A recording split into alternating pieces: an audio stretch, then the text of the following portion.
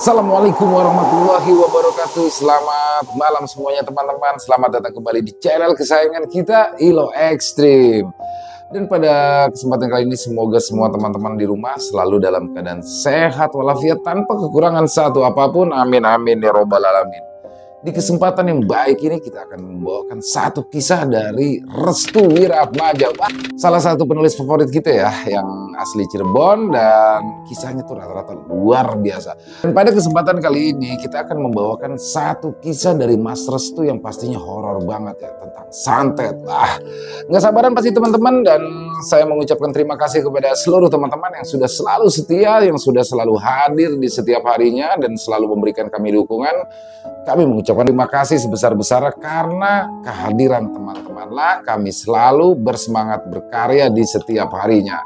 Gak pakai lama, langsung saja kita masuk ke dalam kisahnya. Mode horor on. Santet Lowo Ireng untuk keluarga Ayu.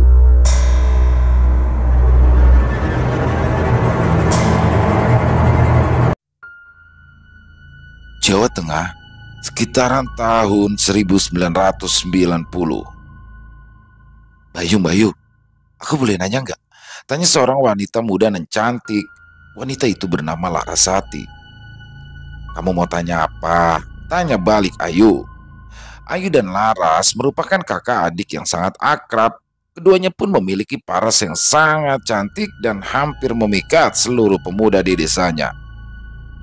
Tadi katanya paman mau dijodohin ya Mbak Bayu. Bener toh, kok Mbak Bayu gak bilang-bilang sih sama aku? Ucap Laras. Loh dek, itu kan baru rencana. Lagian aku lebih baik kerja di luar kota dibandingkan harus menikah lebih dulu. Jelas Ayu. Loh, kenapa toh? Apa Mbak Bayu gak mau nikah? Tanya Laras lagi. Bukan begitu, kan kamu tahu sendiri keadaan ekonomi kita seperti ini. Aku itu gak mau kamu sama Rangga putus sekolah, jelas Ayu. Laras senang mendengar pola pikir kakaknya yang dewasa itu. Ia menilai kalau kakaknya benar-benar sudah matang untuk menikah. Namun bukan berarti harus cepat-cepat. Hanyalah perihal kondisi ekonomi saja yang membuat Ayu mengurungkan niatnya. Rangga adalah adik bungsu mereka. Jadi Mbak Yu nolak lamaran itu? Tanya Laras. Aku nolak itu bukan berarti aku ndak mau nikah. Cuma aku itu ndak mau buru-buru. Aku mau fokus kerja dulu. Kalau bisa ya aku kerjanya di luar kota. Jelas Ayu lagi. Obrolan mereka berdua pun didengar baik-baik oleh Supardi, anak dari pamannya yang bernama Pak Bayu. Supardi diam-diam memberitahukan hal ini kepada Pak Bayu yang kala itu hendak menjodohkan Ayu kepada seseorang yang kaya raya. Goblok tenan Ayu kui, teriak Pak Bayu. Aku itu jodohin dia biar perekonomian dia lancar. Kok malah dia nggak mau? Teriak Pak Bayu ketika ia mendengar ulasan Supardi yang sempat mendengar percakapan Laras bersama Ayu terkait perjodohan itu. Mendengar hal itu, Supardi pun tersenyum. Ya, ia tahu bahwa Ayu akan dimarahi oleh bapaknya terkait perjodohan itu. Dan benar saja, di keesokan harinya Supardi datang ke rumah Ayu. Ia datang sambil memarah-marahi ibu Ayu yang bernama Ibu Timah. Dan benar saja, di keesokan harinya Supardi bersama bapaknya datang ke rumah Ayu. Mereka datang sambil memarah-marahi ibu Ayu yang bernama Ibu Timah. Timah, kenapa kamu ndak ajari sopan santun kepada anakmu itu, ha? Aku itu berencana menjodohkan Ayu dengan seorang ningrat. Tapi kenapa Ayu justru menolak mentah-mentah? Apa kalian sudah merasa kaya raya? Teriak Pak Bayu. Ayu dan Laras saling berpelukan. Ya, Laras ketakutan mendengar teriakan kencang sang paman itu. Namun, tatapan Ayu tertuju kepada Supardi, bocah munafik yang seringkali membuat ulah. Supardi, kamu dengar dengan jelas kan kalau Ayu itu tidak mau dijodohkan? Tanya Pak Bayu kepada anaknya. Iya Pak, si Ayu tuh bilang dia katanya mau kerja di luar kota. Bajingan kowe Ayu, teriak Pak Bayu sambil melemparkan puntung rokok ke depan Ibu Timah. Supardi hanya tersenyum melihat ekspresi Ayu dan Laras yang ketakutan. Butima meneteskan air matanya. Ia menahan rasa pedih dan panas ketika puntung rokok itu mendarat tepat di pipinya. Pak Bayu, sebelumnya saya minta maaf jika ada kesalahan tutur kata dari Ayu. Tapi sepertinya Ayu belum siap.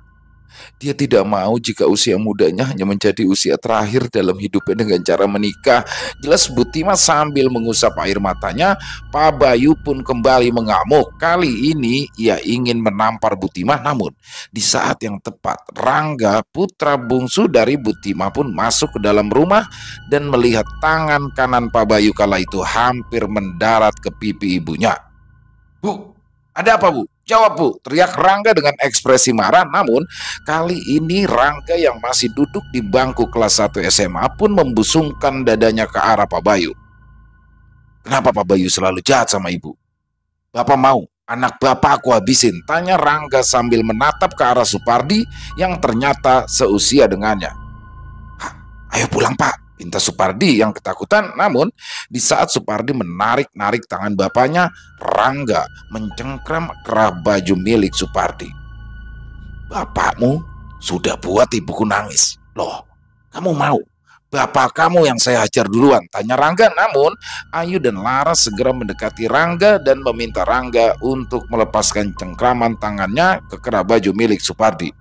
Deh, udah usah diladenin, jelas Ayu. Rangga pun memberikan peringatan kepada Pak Bayu dan Supardi jika mereka berdua memasuki rumahnya dan membuat tangisan lagi kepada keluarganya, maka Rangga berjanji akan membunuh mereka semua. Kejadian kemarin cukup membuat Pak Bayu sakit hati.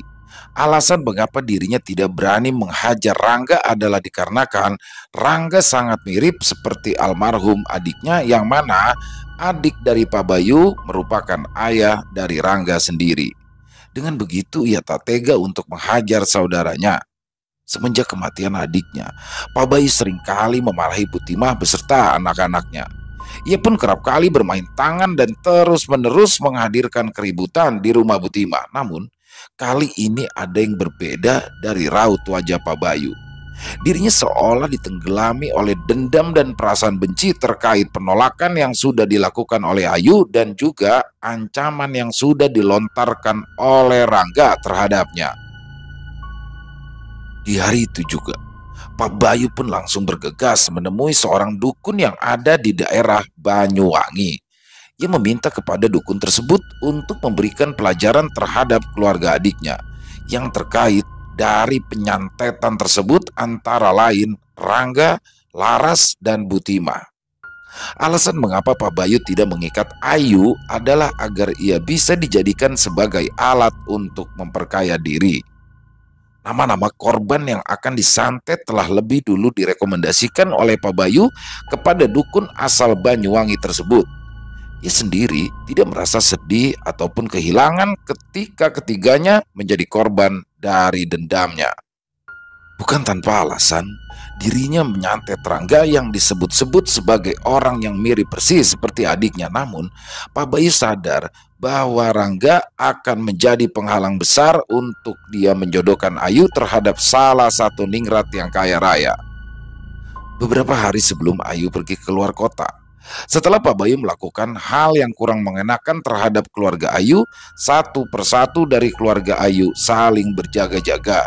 Ia takut nanti Pak Bayu akan datang lagi dan memukuli wajah Butimah seperti tempo hari.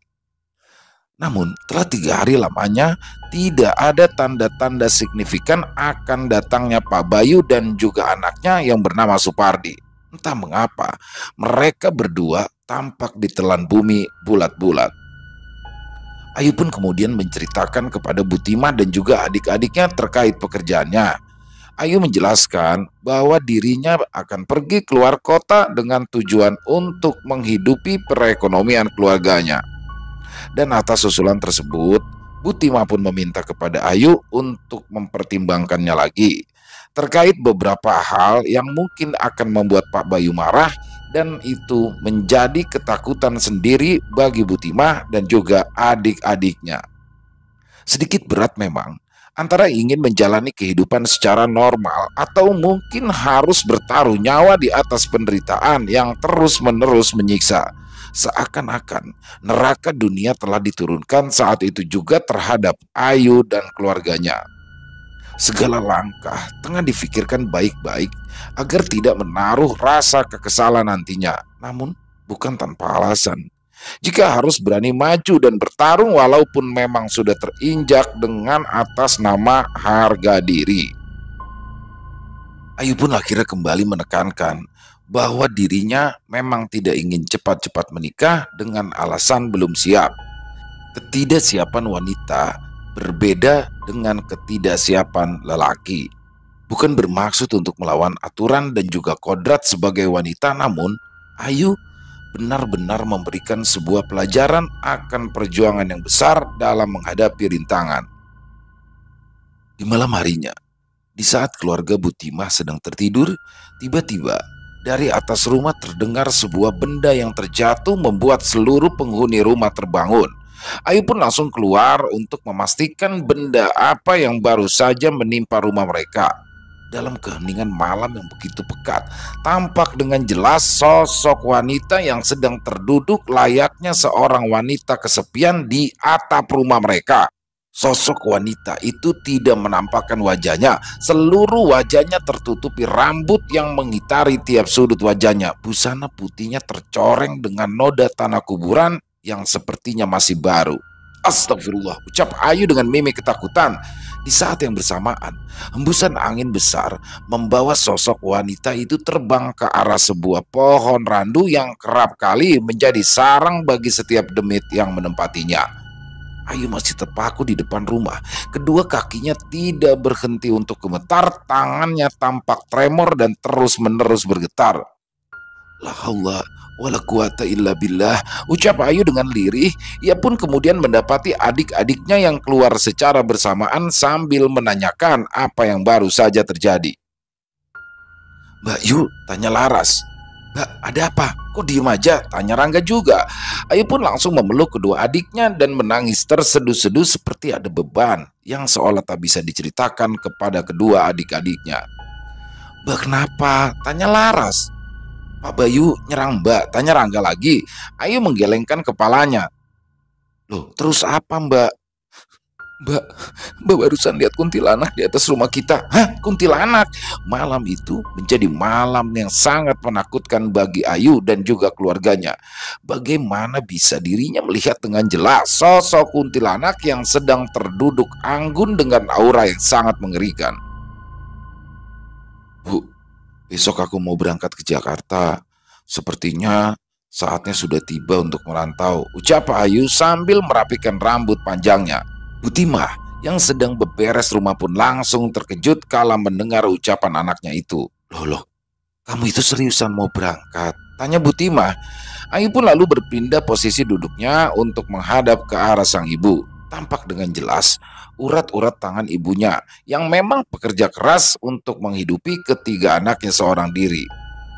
"Bu, aku ini udah gede. Masa iya aku ndak boleh merantau? Lagi pula ini semua buat kemajuan ekonomi keluarga kita, Bu," ucap Ayu sambil terus meyakinkan ibunya. Butimah pun tampak tak percaya dengan keputusan yang telah diambil oleh Ayu. Sebagai anak pertama, Ayu memang menimbang segala keputusannya dengan tepat dan cermat. Jangan sampai tujuannya merantau itu hanya untuk lari dari permasalahan Pak Bayu yang ingin menjodohkannya terhadap lelaki yang konon berketurunan ningrat dan juga kaya raya. "Tapi kamu balik lagi ke sini kan, Duk?" tanya Butimah. "Ya pasti dong, Bu. Kampung halaman adalah tujuan utama. Merantau itu hanya sebagai pijakan sementara," sambung Ayu. Butimah yang tampak khawatir kini merasa lebih tenang. Sudah saatnya anak pertamanya itu melebarkan perjuangannya demi keluarga. Memang, semenjak kematian suami Butimah, anak-anak Butimah menjadi anak-anak yang mandiri dan juga pekerja keras. Mereka semua sudah terbiasa untuk mencari uang tambahan agar bisa makan dan menutupi kebutuhan keluarga yang kian membengkak di gerus waktu. Siang hari yang panas, ada beberapa warga yang dikabarkan terkena serangan aneh di rumahnya. Warga menyebutnya sebagai teluh Jowo. Teluh ini merupakan teluh tingkat tinggi yang mampu membunuh satu orang dalam hitungan hari atau bahkan dalam hitungan jam. Yang menjadi titik parahnya adalah teluh ini akan menyerang organ dalam, bahkan tidak sedikit mengendalikan tubuh untuk melakukan hal-hal yang membahayakan. Satu orang bayi dikabarkan meninggal dunia setelah tersiram air panas ketika sang ibu menumpahkan air panas yang mendidih tepat di atas kepala bayi itu. Para warga menyebut ibunya sebagai dalang dari kematian, namun ibu dari sang bayi tersebut tidak sadar jika dirinya sedang menyirami kepala anaknya yang masih bayi itu. Teror demi teror tiap warga pun dirasakan satu persatu. Sepertinya ada satu permasalahan yang mengaitkan banyak orang hingga terjatuhnya banyak korban. Hal ini disampaikan langsung oleh seorang kuncen terhadap beberapa warga. Di saat teror demi teror menghantui seluruh warga, Ayu pun memilih untuk segera pergi merantau. Itu bukan karena kepentingan pribadi yang diinginkan oleh Ayu sendiri, melainkan karena sesuatu hal yang harus dicegah. Ayu sudah merasakan kejadian-kejadian jenggal yang terjadi di desanya. Tiap bayi banyak yang mati, banyak orang yang meninggal karena kecelakaan, teriakan dan juga tangisan menjadi sebuah santapan pendengarannya di setiap hari. Ayu tahu jika hal ini pasti ada kaitannya dengan Pak Bayu dan juga Supardi. Pasalnya, sampai saat ini tidak ada tanda-tanda keberadaan Pak Bayu. Seluruh barang-barang sudah Ayu bereskan. Kini, saatnya ia bersiap untuk pergi meninggalkan tempat kelahirannya dan lanjut ke ibu kota. Tampak, Ibu Tima sedang menyiapkan sarapan di atas meja makan. Rangga dan juga Laras masih berada di kamar. Ayu ingat, ini adalah hari Minggu, hari libur bagi Rangga dan juga Laras. Keduanya mungkin akan tahu momen perpisahan antara dirinya dan juga keluarganya. Seretan tas besar tampak membuat suara nyaring yang terdengar langsung oleh Bu Tima. "Kamu yakin mau berangkat sekarang, Duk?" tanya Bu Tima. Ayu pun langsung memeluk ibunya dengan perasaan haru. Ia tahu bahwa keputusannya sangat berat, namun jika Ayu masih berada di desa ini, bisa-bisa keluarganya akan menjadi amukan dari teror mengerikan tersebut. "Bu, teror yang terjadi akhir-akhir ini itu pasti ada kaitannya dengan Ayu. Ayu takut jika ibu, Rangga, dan Laras akan menjadi korban keganasan teror itu," ucap Ayu. "Loh, kamu itu kata siapa?" tanya Ibu Tima. "Beberapa hari yang lalu, Ayu melihat kuntilanak. Ayu merasakan kalau kuntilanak itu adalah kuntilanak kiriman. Berarti rumah kita mungkin sudah ditargetkan untuk teror selanjutnya," jelas Ayu. Bu Tima nampak tegang kalau mendengar penjelasan dari anaknya. Ia tahu betul anak sulungnya ini jika menjelaskan sesuatu itu sangatlah detail dan juga padat. Bu Tima pun akhirnya masuk ke dalam kamar sejenak. Ia meraih sebuah tas kecil yang berisikan uang yang memang selama ini ia kumpulkan. Rangga dan Laras pun juga ikut keluar untuk melepaskan rindu terakhir kalinya. "Rangga, Laras, sini dek," ucap Ayu dengan perasaan haru. Rangga dan Laras langsung memeluk Ayu dengan penuh kasih sayang. Mbak jangan lama-lama ya di kota. Kota itu keras, jahat. Mbak harus hati-hati ya," ucap Laras. Ayu pun tersenyum. Rangga menambahkan sedikit pesan untuk kakaknya lagi. "Mbak hati-hati ya, jangan lupa sholat. Rangga akan jaga ibu dan Mbak Laras. Mbak tenang aja," senyum Rangga. "Iya, Mbak bakalan hati-hati kok. Kalian berdua jaga ibu ya. Mbak Ayu sangat sayang kalian," ucap Ayu. Tiba-tiba Ibu Tima pun datang sambil meneteskan air mata dan menyodorkan tas kecilnya. "Du, ini uang yang ibu tabung. Mungkin jumlahnya tidak seberapa, tapi setidaknya bisa membuat kamu bertahan hidup 2 bulan di ibu kota. Ibu pesan sama kamu, jangan tinggalkan sholat ya. Yang penting kamu harus sehat selalu," ucap Bu Tima. Hari itu adalah hari terakhir Ayu berada di desa, namun Bu Tima sengaja menyembunyikan informasi ini. Ibu Tima secara sembunyi-sembunyi mengantarkan Ayu hingga ke pangkalan ojek yang ada di depan desa. Hal ini dilakukan agar Pak Bayu dan juga Supardi tidak menghalang-halangi langkah Ayu. Singkat cerita, setelah Ayu pergi ke Jakarta, beberapa hari kemudian Pak Bayu dan Supardi pun mendatangi kembali rumah Butimah. Tujuannya sudah jelas. Dia ingin Ayu agar segera menikah dengan laki-laki berdarah ningrat dengan harta kekayaan yang melimpah. Sesampainya di rumah Butimah, dua orang tersebut pun hanya bisa melongo dan terdiam. Mereka berdua tidak menemukan orang yang dimaksud. Loh, Ayunya mana? Tanya Pak Bayu dengan nada yang keras. Butimah pun hanya terdiam. Laras menahan Rangga yang memang sudah tampak emosi dengan nada bicara yang tinggi. Ayu di mana? Teriak Pak Bayu lagi di depan Butimah hingga membuat Butimah menutup telinga sembari menampakkan ekspresi wajah yang penuh ketakutan. Rangga tidak bisa lagi menahan diri. Ia melepaskan kedua tangan Laras dan langsung menghajar wajah Pak Bayu. Bajingan, teriak Rangga. Rangga, jangan nak, ucap Butimah sambil menahan kedua tangan Rangga. Pak Bayu yang terkejut dengan bogeman mentah dari Rangga hanya bisa tersenyum dan tertawa seperti orang kesurupan. Hari ini bakalan menjadi hari terakhir buat semua orang yang ada di sini. Tahu apa yang akan terjadi, ucap Pak Bayu lagi sambil tertawa kegirangan. Rangga yang masih kesal dengan ucapan busuk dari Pak Bayu yang semena-mena tersebut ingin rasanya Rangga memukul bagian vital dari Pak Bayu hingga ia tak bisa berjalan melangkah ke rumahnya lagi. Namun lagi-lagi Butimah melarang Rangga untuk berbuat brutal seperti layaknya seorang laki-laki yang melindungi keluarganya. Pak Bayu dan Supardi pun segera meninggalkan rumah Butimah. Entah apa yang diucapkannya barusan, sepertinya akan menjadi pertanda buruk yang akan menimpa keluarga Butimah.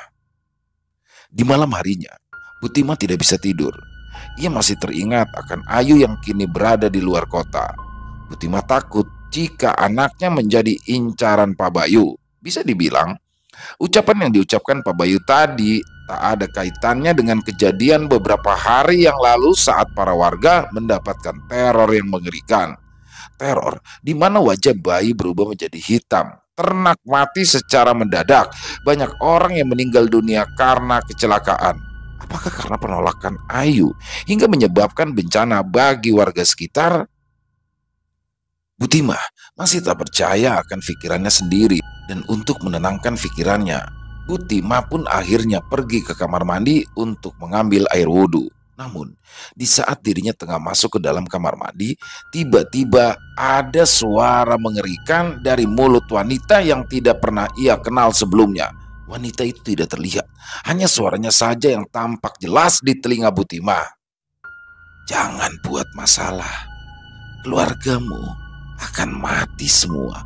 Bersamaan dengan itu atap rumah Butimah tertimpa sebuah benda yang entah dari mana jatuhnya. Benda itu membuat suara dentuman keras hingga membangunkan Laras dan juga Rangga. Namun yang terjadi kala itu sangatlah mengerikan. Butimah wajahnya langsung berubah menjadi sedikit menghitam. Bu, ibu kenapa?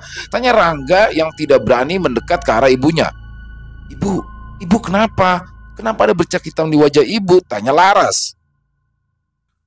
Butimah yang tidak percaya pun langsung melihat wajahnya di depan cermin. Astagfirullah, kenapa wajahku? Wajah yang sedikit menghitam sama halnya dengan korban-korban sebelumnya. Para bayi, anak kecil, remaja, dewasa, bahkan orang tua yang akan mendapati santet jenis ini, dia akan menerima sesuatu yang berbeda di tubuhnya, yaitu wajah yang sebagian berubah menghitam. Ayu yang sudah berada di Jakarta langsung menuju ke tempat di mana ia akan dipekerjakan. Suasana kota Jakarta yang begitu padat dan memiliki banyak infrastruktur yang megah membuat Ayu takjub dan keheranan. Pasalnya, ia sendiri belum menemukan gedung-gedung pencakar langit di tempatnya. Jakarta sendiri menjadi awal pijakan Ayu untuk memulai karirnya. Terlepas dari gangguan yang sudah ditorehkan oleh Pak Bayu dan juga Supardi, mungkin Jakarta adalah tempat yang tepat untuk Ayu agar bisa memperbaiki perekonomian keluarganya yang berada di desa. Ayu pun langsung menemui Anwar. Ya, Anwar adalah karyawan dari sebuah perusahaan yang akan dilamar oleh Ayu. Bisa dibilang, Anwar adalah orang yang telah menyelamatkan Ayu ketika dirinya berada dalam kesulitan. Kebetulan, Anwar juga berasal dari desa yang sama dengan Ayu. Ini memungkinkan bagi Ayu untuk mendapatkan orang-orang baik yang masih berada di sekitarannya. Selepas dirinya bertemu dengan Anwar, obrolan pun dimulai. "Bagaimana kabar keluargamu di desa? Baik-baik saja kan?" tanya Anwar. "Ya, begitulah Mas. Karena keadaan hingga membuatku nekat pergi ke Jakarta." "Lalu, apa yang terjadi dengan keluargamu?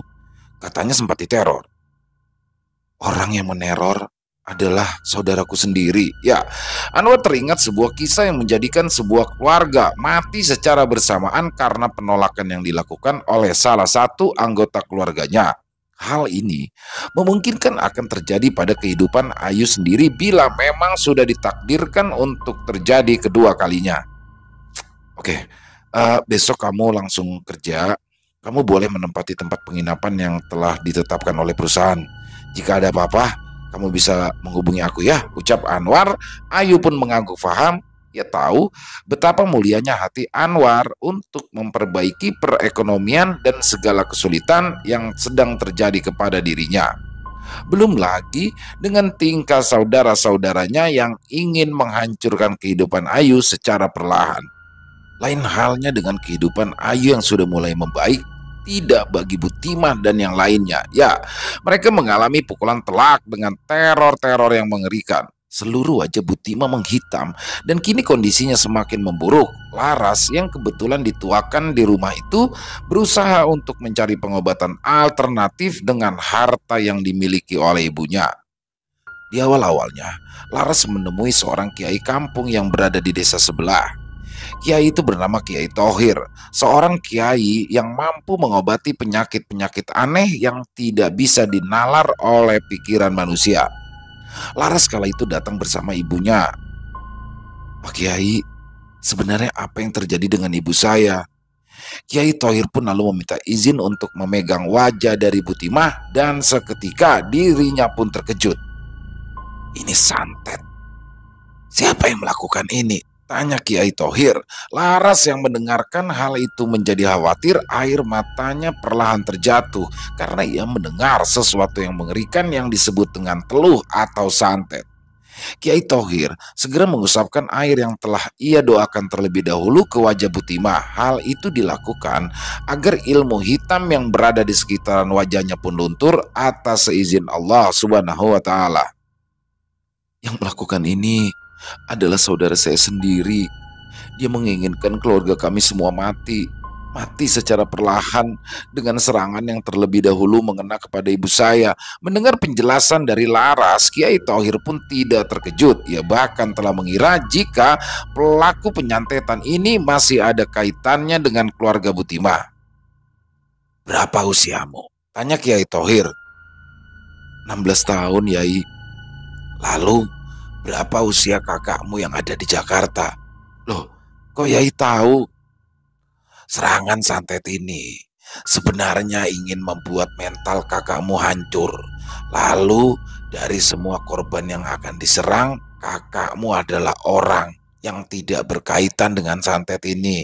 Atau dalam artian, kakakmu memang tidak akan diserang, melainkan dihancurkan mentalnya secara perlahan." Jelas Kiai Thohir kepada Laras. Memang dalam masalah santet menyantet, banyak orang yang tidak memahami alasan apa yang dilakukan untuk melakukan hal tersebut. Namun, kebanyakan bagi mereka yang menggunakan ilmu hitam sebagai senjata mematikan untuk membunuh orang-orang yang telah ditargetkannya adalah termasuk golongan orang-orang yang dipenuhi dengan penyakit hati dan diperbudak oleh setan.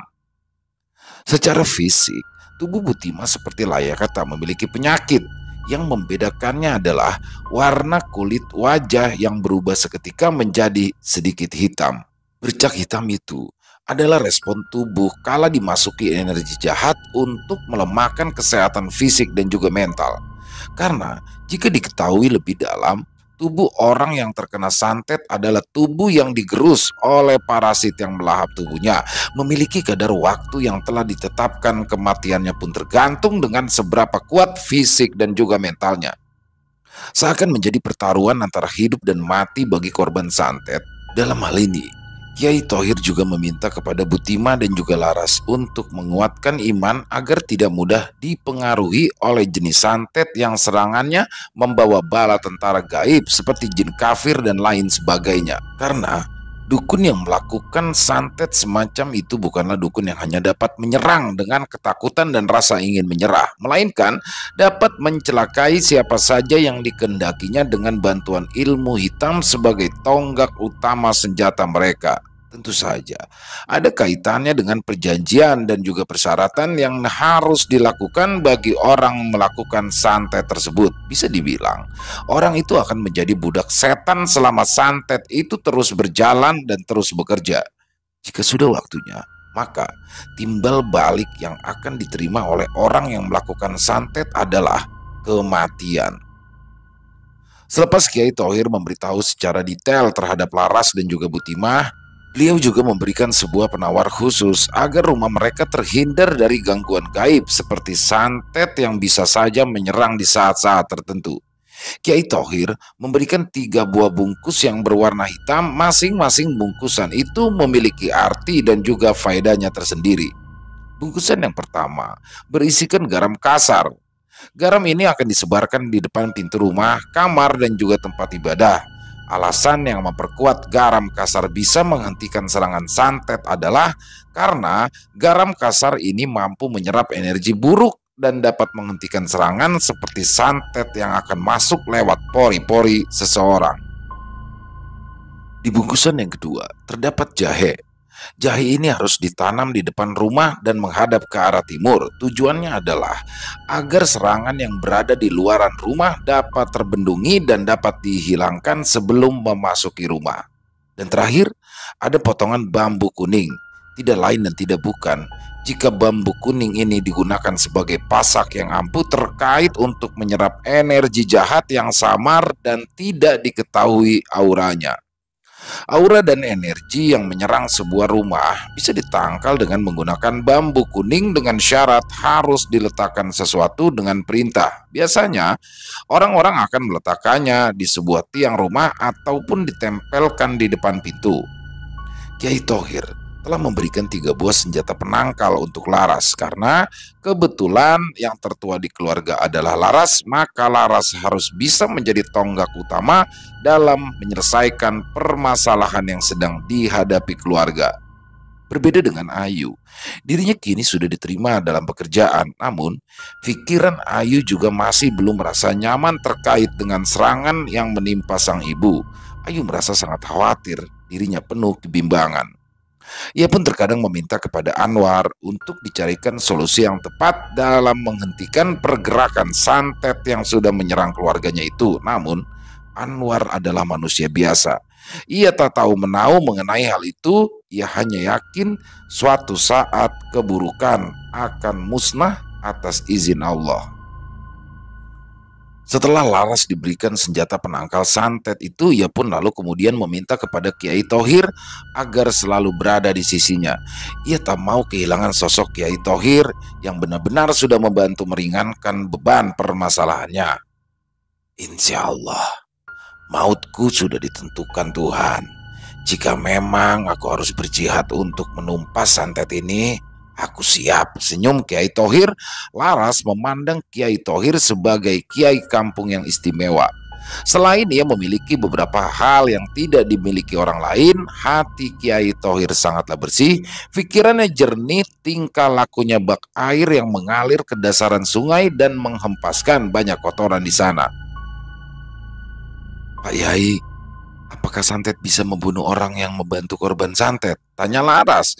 Kiai Thohir tidak terkejut kalau mendengar pertanyaan itu. Selebihnya, pertanyaan yang dimunculkan oleh seorang wanita remaja seperti Laras adalah bentuk kekhawatiran dan ketulusan terhadap orang yang ia tanyakan.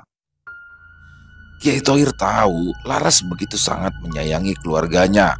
Ia juga menyayangi orang-orang yang sudah membantu dirinya sampai-sampai harus rela menderita rasa sakit yang tidak pernah ditampakkan oleh banyak orang.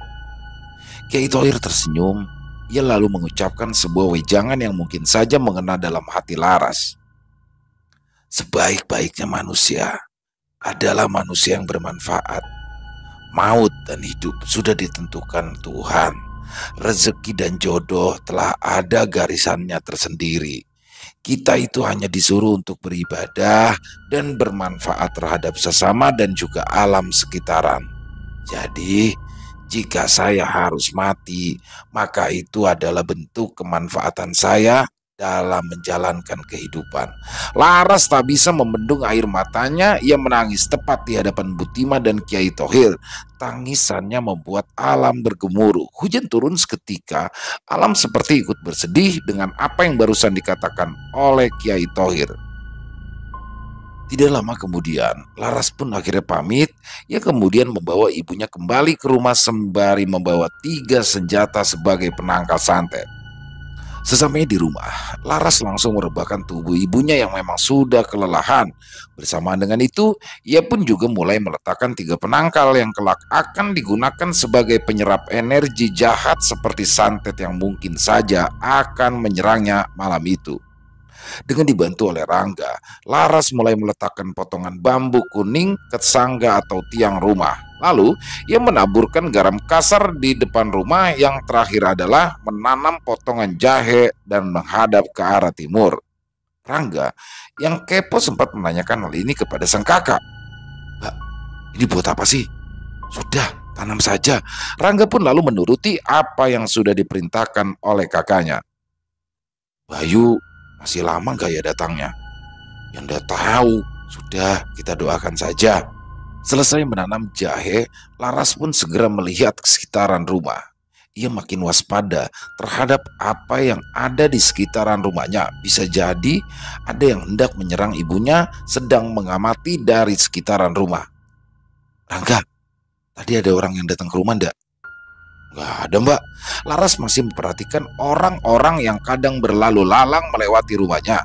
Ia pun semakin menjadi waspada semenjak ibunya terkena teror dari serangan santet tersebut. "Ayo masuk." Mereka berdua pun lalu masuk ke dalam rumah. Hari itu Laras seperti layaknya orang tua yang mengasuh anak-anaknya. Hatinya tidak tenang dan sangat was-was. Yang ia takutkan adalah serangan kedua nanti akan makin membahayakan. Di malam harinya, Laras pun masih berjaga-jaga. Ia seperti menantikan serangan-serangan yang memang sangat membahayakan itu. Sebenarnya, Laras sendiri sudah mencoba untuk terus berprasangka baik. Namun, kejahatan tidak bisa ditoleransi dengan akal sehat. Kejahatan tetaplah kejahatan.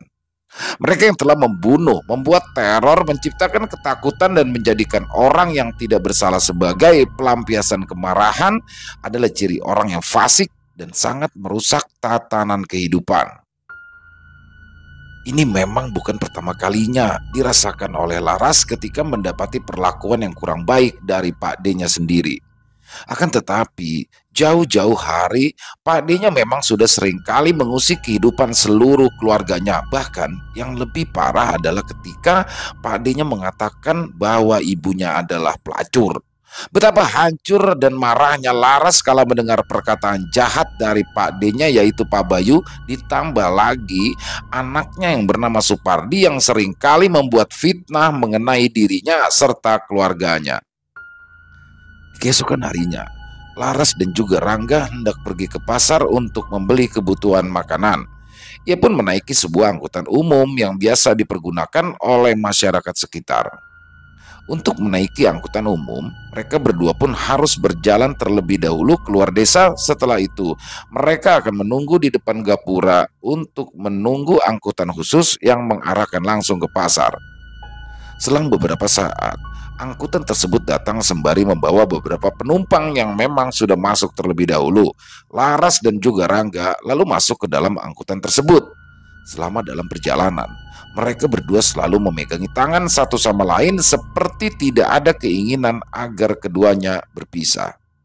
Sesampainya mereka di pasar, Laras pun langsung membeli sebuah makanan dan kebutuhan yang diperuntukkan untuk keluarganya tersebut.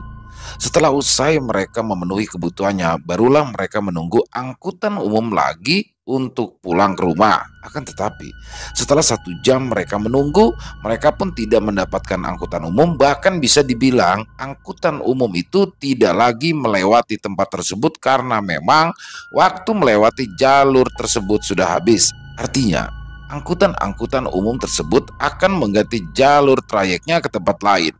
Mau tidak mau, mereka berdua pun harus menaiki becak. Sebelum menaiki becak, Rangga kala itu merasakan ada sesuatu yang tidak enak. Ia melihat becak tersebut seolah seperti sedikit oleng ketika sedang dikayuh oleh si pemiliknya. "Mang, becaknya oleng ya?" tanya Rangga kepada tukang becak itu. "Ah, enggak kok, becaknya baik-baik saja," jawab Laras. "Tapi kok aku ngerasa oleng ya?" "Mungkin itu perasaan kamu aja. Ayo naik." "Ya mbak." Selama Rangga menaiki beca tersebut, ia merasakan pantatnya seolah seperti tersulut api yang membakarnya secara perlahan. Padahal cuaca hari itu sedang mendung. Mungkin itu dikarenakan bagian yang diduduki oleh Rangga sempat terkena cahaya matahari. Rangga di sini masih tetap berpikir positif. Namun, ketika sudah di pertengahan jalan, tiba-tiba saja beca itu oleng ke arah kanan jalan. Rangga dan Laras benar-benar syok dan ketakutan karena beca itu kehilangan kendali. "Mang, ada apa, Mang?" "Waduh, udah tahu mbak, becanya oleng sendiri." "Mang, minggir Mang, ada mobil." Tukang beca itu berusaha sekuat tenaga menghindari mobil itu. Rangga memperhatikan dengan jelas laju mobil yang ada di hadapannya dengan sangat kencang. "Mang, Allahu Akbar!" Brak! Mobil itu menabrak beca yang ditumpangi oleh Laras dan juga Rangga. Mereka berdua terpental ke arah pinggiran jalan. Darah mengucur deras ke jalanan. Nafas yang tersedak terdengar jelas seperti suara orang yang sedang sekarat. "Mbak, tolong Rangga mbak." Wajah Rangga sedikit hancur, mulutnya keluar banyak sekali darah akibat tubuhnya terpental dan perutnya menghantam keras aspal jalanan. Laras pingsan di jalan dengan bagian dahinya yang kini telah keluar cairan berwarna merah kental. Sedangkan tukang beca itu meninggal dunia di tempat. Mobil itu kabur dari lokasi kejadian setelah mengetahui korbannya sekarat di jalanan. Orang-orang yang ada di sekitaran pun turut membantu mereka berdua yang masih bisa diselamatkan. Mereka yang mengira jika itu adalah kecelakaan biasa, namun inilah awal serangan yang disebut dengan sebutan Santet Lowo Ireng. Di Jakarta, Ayu pun buru-buru pergi ke terminal. Ia barusan mendapati kabar kalau kedua adiknya kini dalam keadaan kritis di rumah sakit. Bersama dengan Anwar yang sudah menjadi kekasihnya, Ayu pun langsung memasuki sebuah bis yang menjadi tujuan utamanya. "Yuk, yang hati-hati," ucap Anwar. Ayu tidak mengindahkan perkataan Anwar, ia pun segera mencari kursi untuk tempat duduknya. Anwar kebetulan segera mengikutinya dan lalu duduk di samping Ayu. "Yang sabar, yang tenang." "Gimana aku mau sabar mas? Gimana mau aku tenang? Ini adik-adikku loh mas." "Iya, aku tahu. Tapi kamu yang tenang, jangan gerasa gerusuk gitu." Ayu pun hanya bisa meneteskan air matanya. Sesaat kemudian, bis itu mulai berjalan. Anwar masih terus memandangi wajah Ayu yang kini sudah penuh dengan derayan air mata. Kedua tangannya pun langsung refleks untuk membelai rambut Ayu. "Aku tahu, kamu pasti terpukul. Tapi kamu doain juga mereka biar selamat." "Ini pasti ulah si Bayu itu. Dia menyantet adik-adikku." "Astagfirullah, gak baik kita berseuzon dek." Ayu memandangi wajah Anwar dengan tatapan yang tajam. "Mas, kamu itu gak pernah paham perasaanku sekarang. Keluarga kami itu sudah dipantau oleh Bayu dan antek-anteknya dari dulu. Tiap hari kami dikirimi teror, dikirimi serangan-serangan aneh, dikirimi demit, dan masih banyak lagi. Semua itu karena usaha dia untuk menjodohkanku dengan kaum ningrat." Anwar yang mendengar ucapan keras dari Ayu hanya bisa terdiam.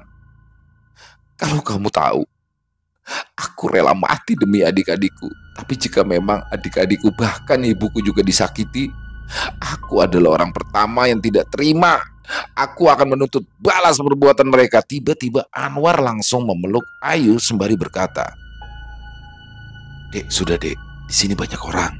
Jangan keras-keras ngomongnya. Sudah, kamu jangan takut. Aku akan selalu ada untuk kamu. Sampai maut memisahkan kita, aku akan terus melindungimu." Ayu hanya bisa diam, suara tangisannya terdengar jelas oleh orang-orang yang ada di sekitaran. Anwar pun hanya tersenyum kepada mereka yang terus memperhatikan Ayu yang kini sedang menangis. Sementara itu, keadaan Laras dan juga Rangga semakin kritis. Tidak ada satupun keluarga yang hadir saat itu karena Ibu Tima memang sedang sakit dan Ayu yang masih berada di Jakarta. Alhasil, Kiai Holil pun turun tangan untuk bisa menjadikan diri sebagai wali dari keduanya. Kiai Holil memiliki perasaan yang tidak enak. Ia merasa jika kecelakaan yang barusan terjadi bukanlah kecelakaan biasa. Maaf Pak, Bapak tunggu di luar saja." Kiai Holil yang mengenakan sarung dan kopiah serta baju jas berwarna hitam hanya bisa menunggu di luar ruangan. Namun, di saat dirinya sedang menenangkan diri dengan cara berzikir, tiba-tiba angin berhembus dengan kencang dari arah yang berlawanan. Suara langkah kaki dengan aroma energi busuk tercium dari kejauhan. Kiai Holil pun langsung terperanjat bangkit dan mencari letak energi itu. Dan benar saja, dua orang pria terlihat sedang menuju ke arahnya dengan langkah yang tegap. Kiai Holil menghela nafasnya lalu menghadap kedua orang itu. "Terima kasih Yai, jenengan sudah menjaga kedua saudara saya," ucap seseorang yang ternyata adalah Pak Bayu. Pak Bayu pun lalu mempersilahkan kepada Kiai Holil untuk segera meninggalkan Laras dan juga Rangga. Namun di sini Kiai Holil menolak. Ia menolak bukan karena alasan pribadinya, namun itu semua demi keselamatan Laras dan juga Rangga. "Sampai kapan kalian mengganggu keduanya?" "Loh, apa maksud Yai?" tanya Pak Bayu. Kiai Holil perlahan mendekati Pak Bayu dan juga menatap tajam wajah anaknya, Supardi.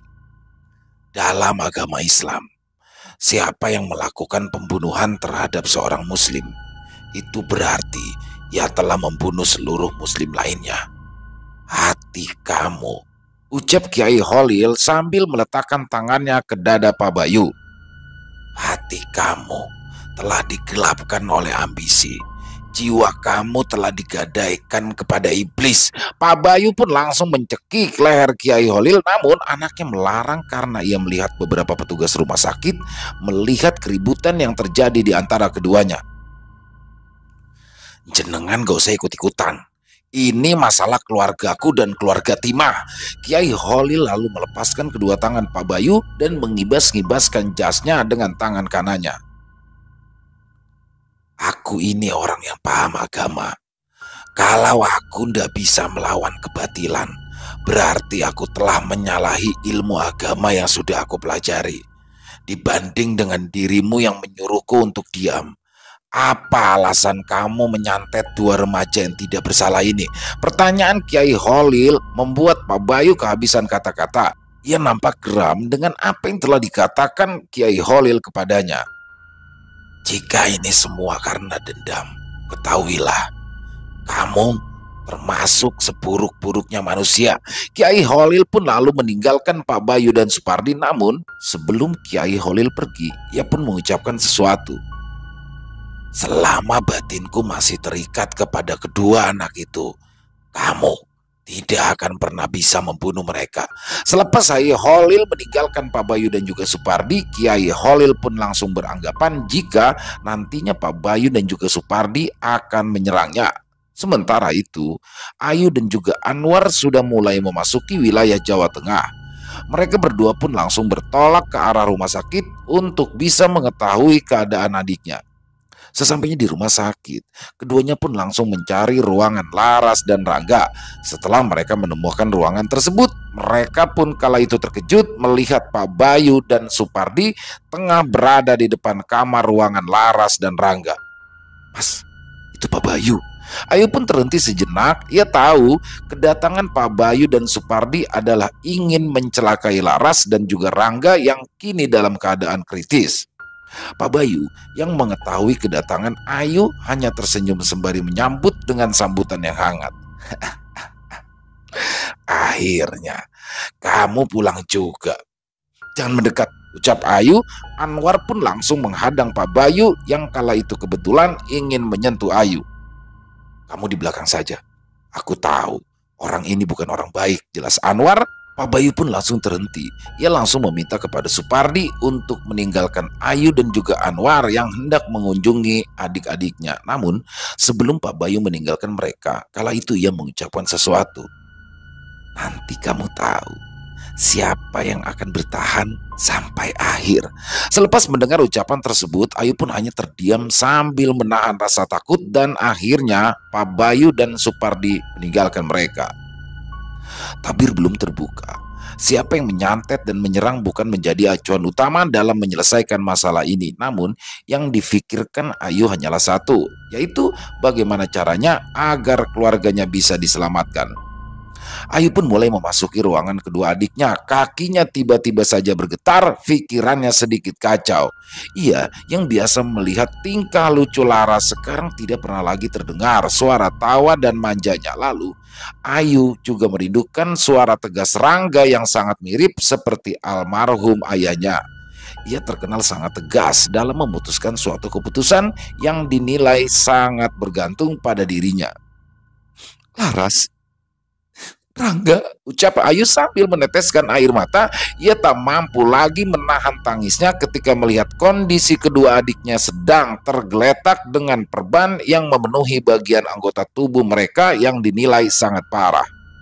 Kepala Laras diperban hampir menutupi sebagian wajahnya, sedangkan Rangga, perut dan juga kaki bagian kanannya diperban karena mendapati luka yang juga sangat parah. Dek, ini Mbak, ucap Ayu sambil berjalan ke arah keduanya. Mbak udah pulang. Air mata Ayu kembali terjatuh. Ia pun langsung berlari ke arah Laras dan Rangga sambil meratapi dirinya. Maafin Mbak sembrono. Harusnya Mbak yang seperti ini. Anwar menghentikan ratapan kosong Ayu. Ia memeluk dari arah belakang sembari mencoba menenangkan. Jangan meratap, tidak baik. Mereka sedang beristirahat. Kamu doakan saja supaya mereka cepat sembuh. Ayu pun mencoba untuk tenang. Tiba-tiba ia teringat akan ibunya yang berada sendirian di rumah. Ibu masih di rumah. Kamu mau pulang sekarang. Tapi aku tidak bisa ninggalin mereka berdua. Ya sudah, aku saja yang berjaga mereka. Anwar mencoba untuk memberikan perhatian penuh kepada Ayu agar hatinya kembali tenang. Berbeda dengan Bayu dan juga Supardi. Keduanya tampak geram kala melihat seorang pria yang muncul di hadapannya yang ternyata merupakan kekasih dari Ayu. Sial, laki-laki itu mengganggu kita, teriak Pak Bayu. Pak, gimana kalau semisal Mas Joko tahu? Tanya Supardi. Ya bisa kena marah kita. Joko, ia adalah salah satu pria yang dikabarkan memiliki trah atau keturunan ningrat. Darah birunya disebut-sebut sebagai patokan utama agar bisa mensejahterakan keluarga Pak Bayu. Terlebih lagi, dengan menjual nama ningrat tersebut, Pak Bayu pun dapat melakukan apa saja agar dirinya bisa mencari kesejahteraan dengan cara apapun. Malam nanti kita harus ke rumah Mbak Surto, karena hanya beliaulah yang dapat membunuh lelaki itu. Ayu kala itu terus berlari sambil meneriaki nama ibunya. Ia khawatir jika ibunya juga tak berdaya gara-gara perlakuan Pak Bayu terhadap orang tuanya yang sudah kian sepuh. Para tetangga yang melihat kedatangan Ayu pun langsung bertanya-tanya apa yang sebenarnya terjadi. Memang berita kecelakaan itu tidak semuanya warga tahu, bahkan tetangga rumah sekalipun mereka sama sekali tidak mengetahui atas musibah yang sedang dihadapi oleh Ayu. Setelah Ayu tiba di rumah, ia pun langsung membuka pintu. Bu, aku datang. Ayu lalu mencari-cari ibunya di setiap ruangan, tapi tidak ada sama sekali. Ayu mulai panik. Tiba-tiba saja terdengar suara rintian minta tolong terdengar jelas di bagian ruangan paling belakang. Ayu pun langsung menuju ke ruangan bagian belakang, dan saat dirinya benar-benar dalam kondisi terpuruk, ia melihat wajah ibunya yang kini sudah sedikit menghitam. Astagfirullah, Bu. Kenapa wajah ibu? Duk, kamu pulang. Maafin Ayu, Bu. Maafin Ayu. Laras sama Rangga mana? Ayu menangis di pangkuan ibunya, hatinya benar-benar merasakan kesakitan yang luar biasa manakala ibunya menanyakan keadaan kedua adiknya. Dok, kok kamu nangis? Apa Laras sama Rangga ndak buatin makanan? Bu, maafin Ayu. Loh, kamu nggak salah, Dok. Laras sama Rangga barusan kecelakaan, Bu. Mendengarkan hal itu, Bu Tima pun langsung shock. Ia mengelus dadanya sambil berucap, Astagfirullah, Gusti. Astagfirullah. Bu Tima pun langsung memeluk Ratu Bu Ayu. Antar aku ke rumah sakit. Ibu mau ke rumah sakit. Bu Tima hanya mengangguk faham sembari menyuruh kepada Ayu untuk segera bangkit dan pergi menuju ke rumah sakit. Di ruangan Laras dan Rangga, Anwar melihat luka-luka yang dialami keduanya. Ia melihat perbedaan yang sangat signifikan terhadap luka-luka yang dialami keduanya. Benar-benar sangat aneh dan memuat banyak misteri di dalamnya. Luka di bagian tubuh Rangga benar-benar membuat Anwar bertanya-tanya karena luka yang dialami oleh Rangga sangat dalam hingga darah pun keluar secara terus-menerus. Luka yang didapati oleh Rangga sendiri bisa dibilang sebagai luka bagian organ dalam, di mana bagian dalam seperti usus, lambung, dan lainnya benar-benar terluka parah. Ia pun juga memandangi luka yang dialami oleh Laras yang sangat berbeda jauh dengan luka yang dialami oleh Rangga. Apa perasaanku saja? Kok lukanya seperti luka serangan? Anwar pun di sini kemudian mulai menyadari jika ada sesuatu yang datang dan kini sedang berada di depan ruangan. Setelah Anwar mencoba melihat secara jelas, ternyata yang berada di depan pintu ruangan itu adalah sosok hitam besar dengan tanduk yang berada di bagian kiri kepalanya. Ayu dan Butima bergegas menuju ke rumah sakit. Para warga yang melihat kondisi Butima pun mulai bertanya-tanya apa yang terjadi dengan wajah Butima yang terlihat belang sekarang. Hingga muncullah banyak perspektif dangkal terkait munculnya penyakit aneh yang diidap Butima. Banyak warga yang mencibir jika Butima sudah melakukan serong terhadap orang lain. Cibiran itu pun membuat Ayu sedih. Ia tak tahu apa yang sebenarnya terjadi, namun dia juga mempercayai ibunya sebagai seorang wanita yang baik dan tidak pernah melakukan hal-hal yang berada di luar batas. Bu, kita naik angkot ya. Gak apa-apa ya. Gak apa-apa, Du. Ibu jangan dengerin omongan warga ya. Bu Timo pun hanya terdiam, hatinya sedikit rapuh ketika sang anak mengucapkan kalimat itu. Mereka berdua pun lalu menunggu angkot untuk menuju ke rumah sakit. Kurang lebih setengah jam lamanya, angkot pun tiba. Butima pun langsung masuk terlebih dahulu disusul oleh Ayu. Mereka berdua pun langsung mencari tempat yang nyaman di bagian belakang. Tampak para warga yang mencibir Butima itu masih berkerumun di depan gapura. Suaranya pun masih terdengar jelas di telinga Ayu. Palingan dia main serong. Udah kegatelan tuh bawahnya, makanya wajahnya belang. Halah, wanita tua masih sok perawan. Terkadang manusia tidak memahami kondisi dan keadaan yang sebenarnya, akan selalu berucap dengan mulut kosong tanpa tahu jika yang diucapkannya itu adalah sebuah fitnah. Banyak orang yang raganya hidup namun jiwanya mati. Hatinya telah membatu karena penyakit hati yang mengidapnya. Ayu yang mendengar semua itu seolah tak kuat lagi menahan emosinya. Ingin rasanya ia membungkam satu persatu mulut warga yang benar-benar telah membuat sedih dan malu ibunya itu. Namun, didikan Butima tidak seperti itu. Butima selalu memberikan sebuah pembelajaran kepada Ayu mengenai jalan kehidupan yang baik. Akan ada masa di mana Ayu akan merasa dikucilkan oleh warga karena bukan kesalahannya. Dan mulut-mulut orang yang tidak mengetahui hal itu akan terus menuntut kepada fitnah dan menyebarkan kebohongan. Sementara itu di rumah sakit, Anwar masih memperhatikan bayangan hitam besar yang terlihat memiliki tanduk aneh di bagian dahinya. Ia meyakini kalau yang ada di depannya saat ini bukanlah manusia. Perlahan, Anwar mulai mendekati sosok itu, namun sosok itu perlahan mundur karena mengetahui jika Anwar akan mendekat. Dengan cepat, Anwar pun langsung keluar dan mendapati sosok itu kini sedang berada di dekat sebuah ruangan yang ada di seberangnya. Astagfirullah. Anwar melihat dengan mata kepalanya sendiri jika yang ada di hadapannya kini bukanlah manusia melainkan jin hitam yang biasa digunakan untuk menyantet seseorang. Jin hitam itu perlahan memberikan teka-teki kepada Anwar terkait kejadian yang menimpa Laras dan Rangga. Kedua tangan jin hitam itu diperlihatkan ke arah Anwar dan terlihatlah sobekan baju yang penuh darah dan beberapa helai rambut yang sudah rontok yang ia dapatkan entah dari mana. Setelah Anwar cermati baik-baik, ternyata sobekan baju itu berasal dari baju milik Rangga dan beberapa helai rambut yang dipegang jin itu di bagian tangan kanannya adalah milik Laras. Anwar masih belum paham apa yang sebenarnya diinginkan oleh sosok jin itu.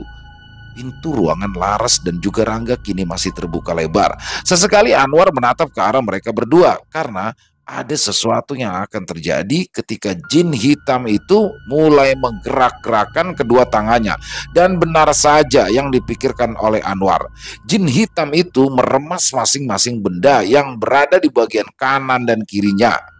Ia meremas baju milik Rangga dan dengan seketika Rangga berteriak kesakitan sambil memegangi perutnya.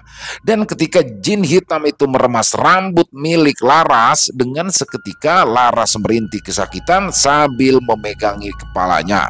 Jin hitam itu tertawa dengan kencang hingga membuat dedaunan yang ada di sekitaran rontok. Giginya yang penuh taring seakan-akan ingin menggerogoti seluruh jiwa yang dimiliki Laras dan Rangga.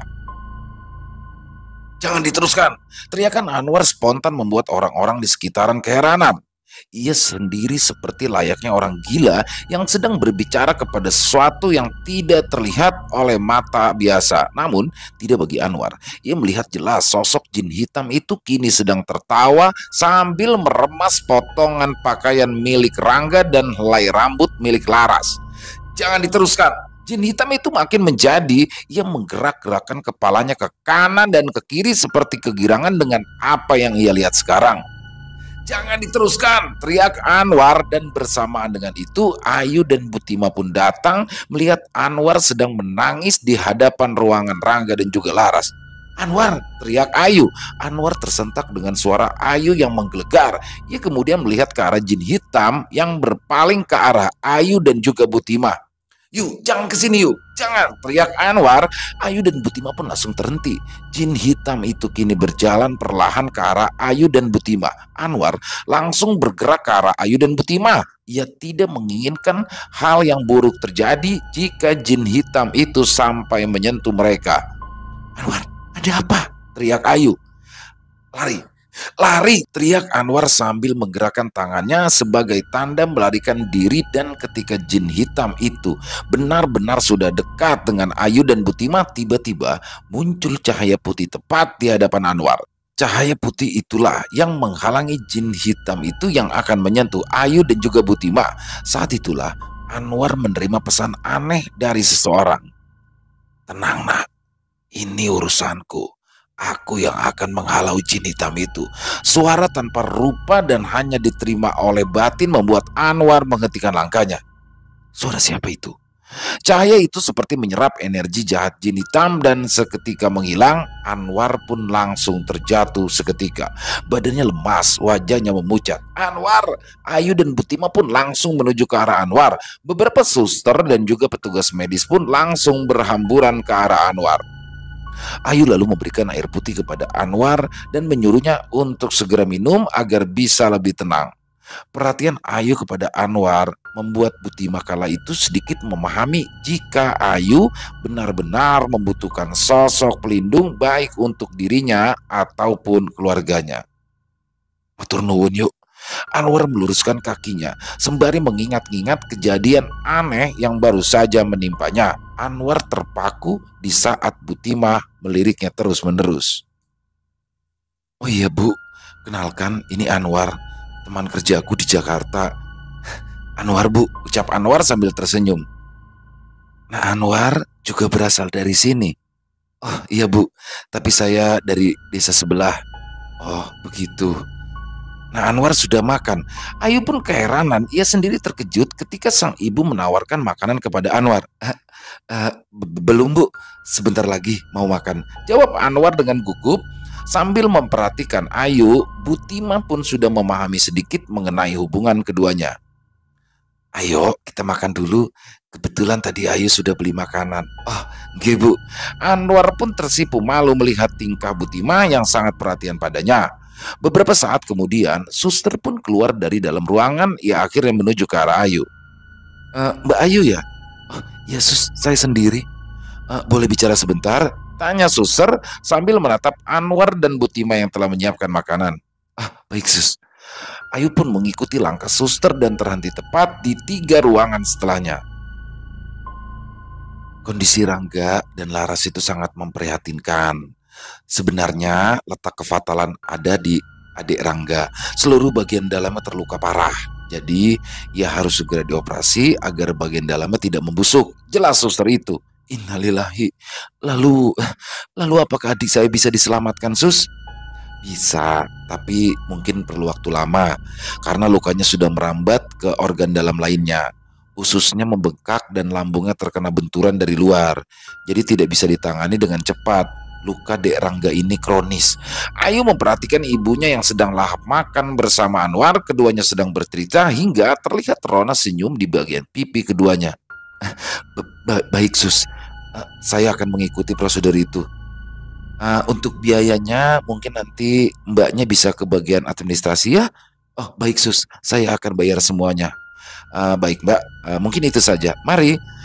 Terima kasih banyak sus. Ayu pun berusaha untuk tidak menampakkan wajah sedihnya terhadap apa yang sedang terjadi. Ia kini benar-benar tahu secara jelas luka yang muncul secara aneh terhadap kedua adiknya. Ia sendiri masih belum percaya jika benturan di bagian perut Rangga terhadap aspal bisa separah yang tidak bisa ia bayangkan sebelumnya. Kenapa, Nduk? Tanya Butima. Tidak apa-apa, Bu. Mungkin nanti ke depannya aku harus selalu intensif menjenguk. Jelas Ayu. Memangnya parah ya? Tanya Butima. Ayu lalu menatap ke arah Anwar. Anwar menggelengkan kepala sebagai tanda untuk tetap merahasiakan letak keganjilan dari luka-luka mengenai Rangga dan juga Laras. Nanti Ayu ceritain, ibu lanjut aja makan dulu. Butima pun kembali melanjutkan percakapan dengan Anwar yang memperhatikan gerak-gerik Ayu yang kini tidak bernafsu untuk makan. Tangannya sedikit gemetar, seperti menahan rasa takut yang tidak ingin diungkapkan. Tangan Anwar pun meraihnya sembari meyakinkan jika semua ini akan berlalu dan baik-baik saja. Setelah selesai makan, Anwar pun meminta kepada Ayu untuk berbincang sejenak. Butima ingin menjenguk Laras dan Rangga. Ayu pun lalu mempersilahkan ibunya untuk masuk ke dalam ruangan. Dan setelah Butima masuk ke dalam ruangan, Anwar pun langsung menyeret Ayu. Yuk, kita harus segera bawa pindah Rangga dan Laras, ucap Anwar. Pindah kemana? Kemanapun, asalkan jangan di rumah sakit ini. Gak bisa. Di sini tidak ada rumah sakit lagi.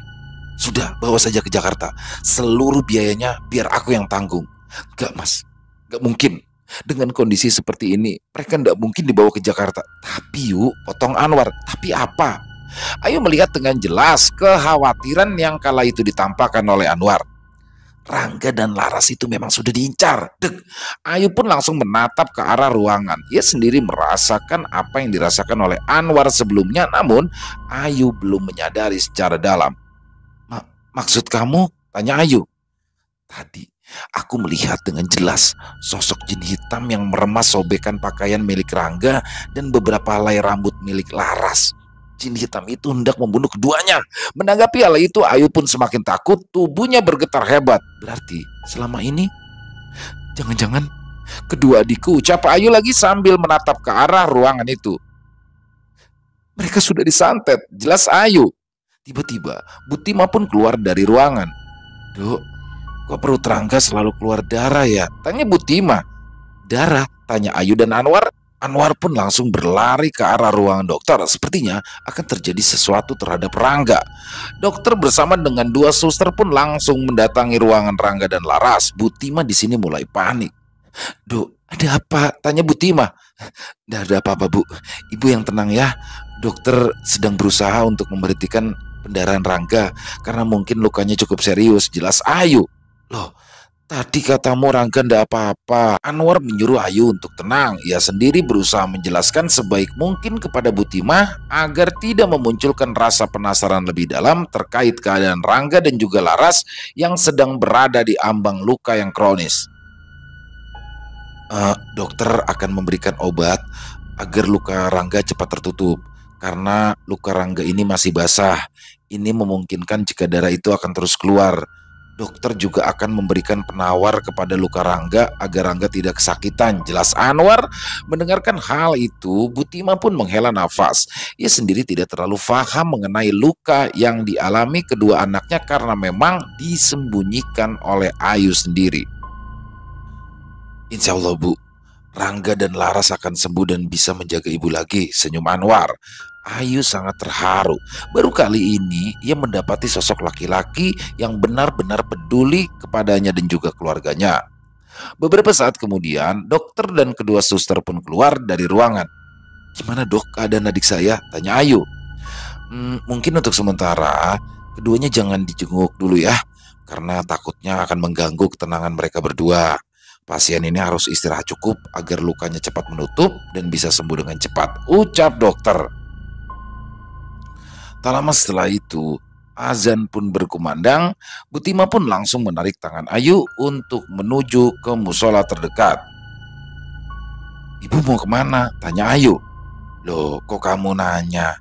Ya kita itu harus menghadap Allah. Kita harus doakan adik-adikmu. Tapi Bu, Ayu sedang tidak sholat, jelas Ayu.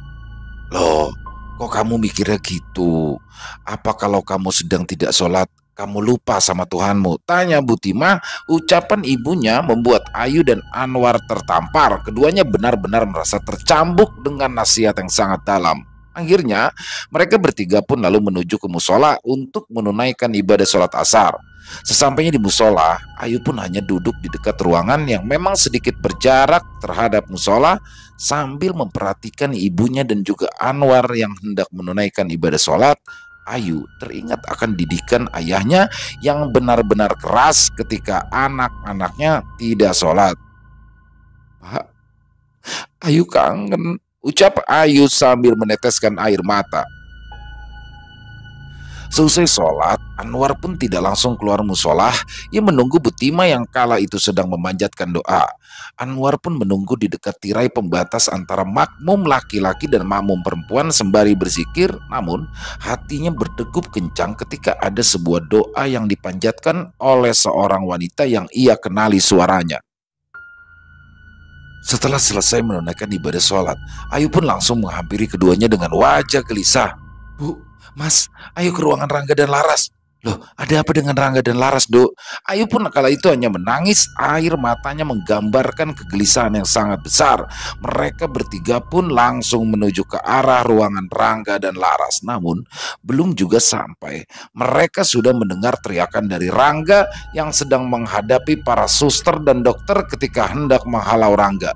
Dan ketika mereka tiba, betapa terkejutnya Butima, Anwar dan juga Ayu saat melihat Rangga yang sedang memukul-mukul bagian perutnya hingga bagian organ dalam seperti usus dan lambungnya sedikit terlihat. Rangga! Teriak Ayu dan Butima secara bersamaan.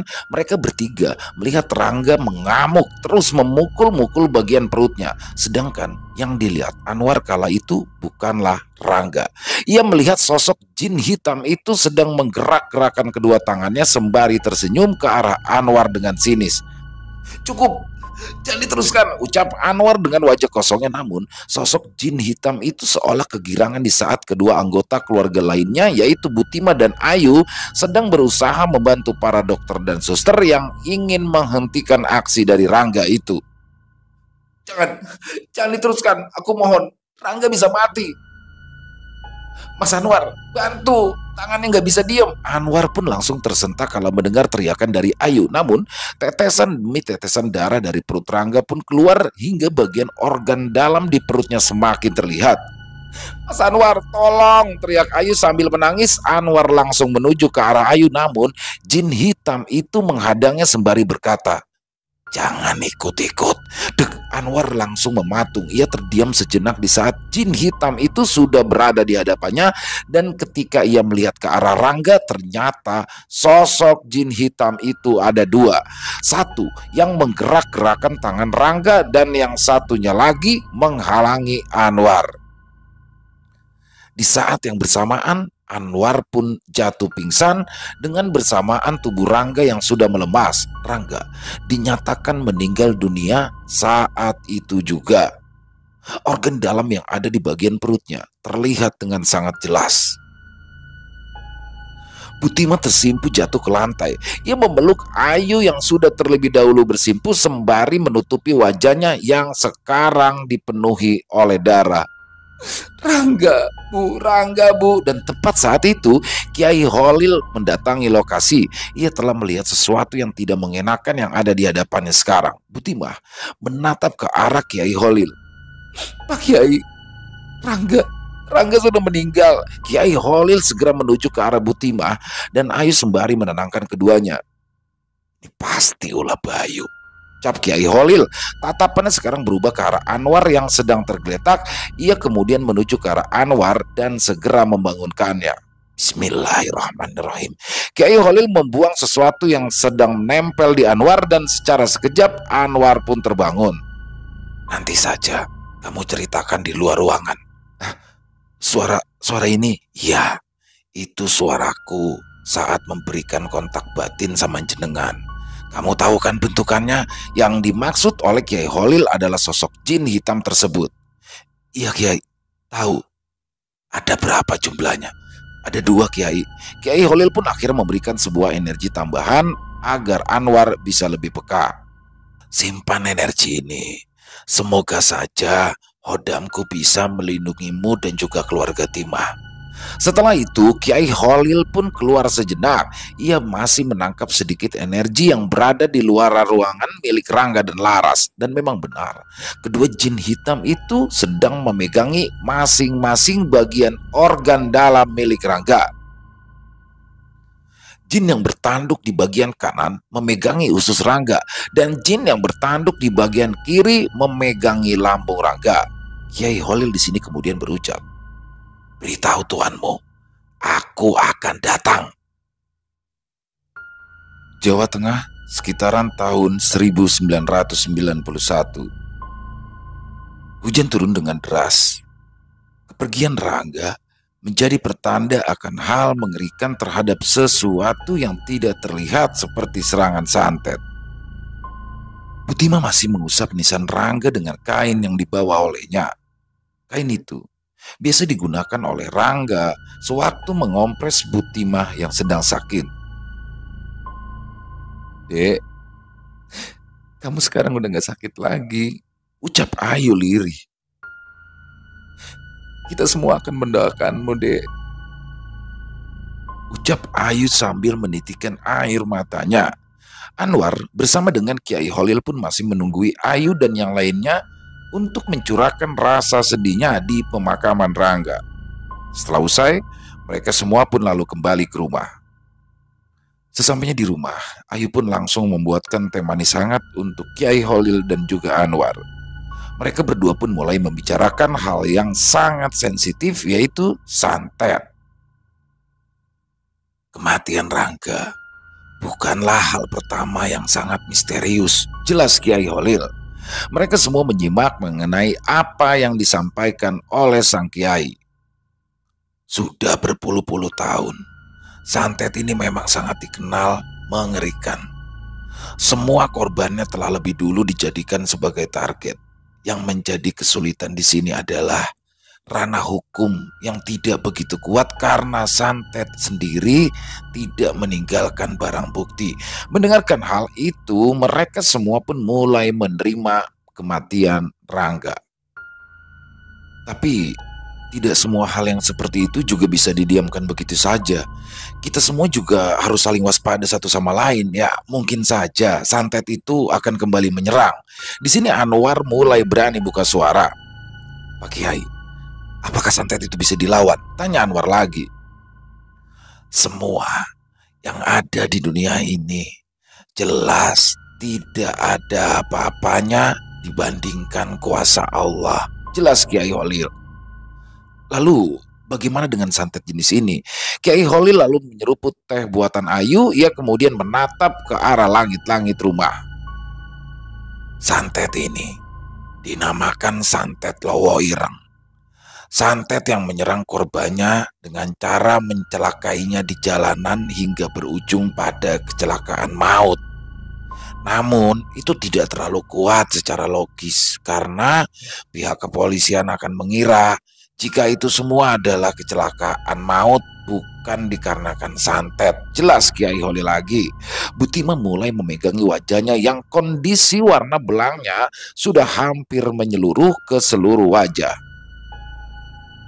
Dan karena itu, untuk saat ini, cobalah agar tidak keluar-keluar mengenakan kendaraan terlebih dahulu. Itu memang tidak bisa dikatakan sebagai larangan, namun sebagai bentuk kewaspadaan. Karena santet bisa menyerang di saat-saat tertentu. Jelas Kiai Holil lagi. Berarti santet jenis ini hanya akan menyerang ketika kita dalam kendaraan atau perjalanan? Tanya Anwar. Kurang lebihnya seperti itu. Namun ada sesuatu yang harus kita sadari, ucap Kiai Holil. Ayu pun mulai angkat bicara. Apa akan ada serangan lain? Tanya Ayu. Benar. Dan serangan itu bisa dilakukan oleh sosok jin hitam peliharaan yang dulu dipergunakan untuk mencelakakan para korban. Jelas Kiai Holil. Lalu apa solusinya Pak Kiai? Tanya Anwar. Pelaku santet harus benar-benar terbunuh dalam hal ini. Jelas Kiai Holil. Ayu pun di sini mulai menyadari teka-teki sulit ini. Ia juga memahami apa yang dimaksud oleh Kiai Holil terkait pelaku yang dimaksud.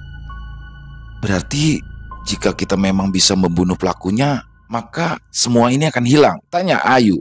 Ya, kira-kira seperti itu. Hujan pun mulai reda. Kiai Holil mulai menyeruput kembali tehnya. Tak lama kemudian ia pun lalu berpamitan kepada keluarga Ayu karena ada sesuatu yang harus ia lakukan.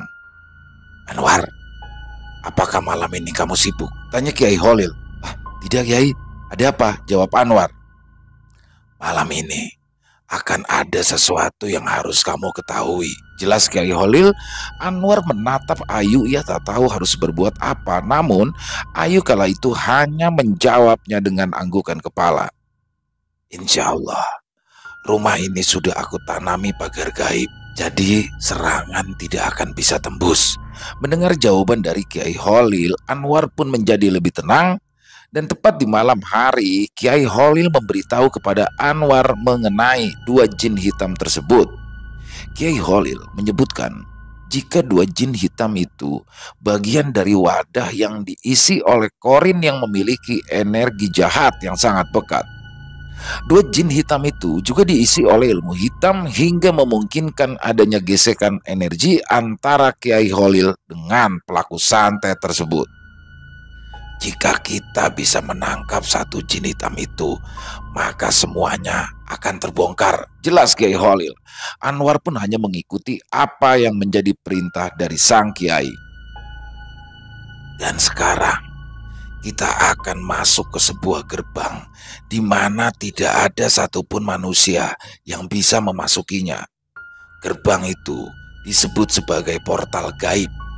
Tiap portal gaib memiliki lapisan-lapisan tertentu. Jelas Kiai Holil. Maksudnya lapisan tersebut apa ya Kiai? Tanya Anwar lagi. Lapisan tersebut seperti dinding pembatas. Lapisan pertama dapat dirasakan oleh manusia sehingga mereka atau makhluk halus yang berada di lapisan itu maka dapat dirasakan oleh manusia. Artinya jika manusia menyentuh mereka, maka manusia sendiri bisa terkena dampak dari energi yang ditampakkan oleh mereka. Ya, jika disimpulkan dengan mudah, yang dimaksud lapisan tersebut adalah dinding pembatas. Artinya, setiap lapisan memiliki dampak tersendiri. Jika manusia bersentuhan dengan para makhluk halus di lapisan pertama, maka ia akan terkena dampak energi dari makhluk tersebut. Resikonya, adalah bisa ketempelan, bisa juga sampai menyebabkan terkena sawan ataupun sakit. Karena itu, tidak heran jika jin hitam itu mampu diketahui oleh Anwar karena memang dua jin hitam itu sedang berada di lapisan pertama. Begitu juga saat kejadian kecelakaan yang menyerang Rangga dan Laras. Dua jin hitam itu mengambil bagian dari dimensi manusia yang bisa menyebabkan adanya benturan energi di antara keduanya, manusia dan mereka yang berada di lapisan pertama. Karena itu, akan lebih mudah bagi Kiai Holil untuk menginterogasi dua jin hitam atau salah satunya karena memang lapisan pertama ini sangat mudah dirasakan oleh Kiai Holil. Terlepas dari itu, Kiai Holil dapat menangkap jin hitam itu secara bertahap. Lalu, bagaimana dengan si pelaku pesugihannya? Tanya Anwar. Kita bisa memanfaatkan keadaan dengan cara membalikan perintah. Jelas Kiai Holil. Membalikan perintah? Tanya Anwar. Ya benar. Kita bisa menggunakan salah satu dari mereka untuk menjadikannya sebagai senjata dan mampu menyerang tuannya tanpa perintah dari tuannya langsung. Jelas Kiai Holil. Anwar pun sedikit demi sedikit mulai faham atas apa yang dipaparkan oleh Kiai Holil. Namun, ia masih sedikit kebingungan dengan tata cara yang akan dilakukan oleh Kiai Holil agar bisa menarik salah satu dari dua jin hitam tersebut. Pejamkan matamu. Kita harus segera menangkapnya sekarang. Jelas Kiai Holil. Anwar pun kemudian memejamkan matanya. Ia pun juga disuruh melakukan beberapa bacaan dan memegang salah satu tangan Kiai Holil agar bisa menarik salah satu dari jin hitam tersebut. Setelah usai melaksanakan perintah Kiai Holil, rencana membalikan perintah pun dimulai. Anwar melebur dalam keheningan. Ia tak dapat merasakan apa-apa, hanya kegelapan dan ruangan kosong. Sayup-sayup, ia mendengar sebuah gerbang terbuka. Ya, portal gaib mulai terbuka dengan lebar. Masuk ke dalam. Di sana akan banyak sesuatu yang tidak kau ketahui. Anwar pun lalu masuk ke dalam sebuah gerbang. Ia kemudian mendengar suara aneh yang belum pernah ia dengar selama ini.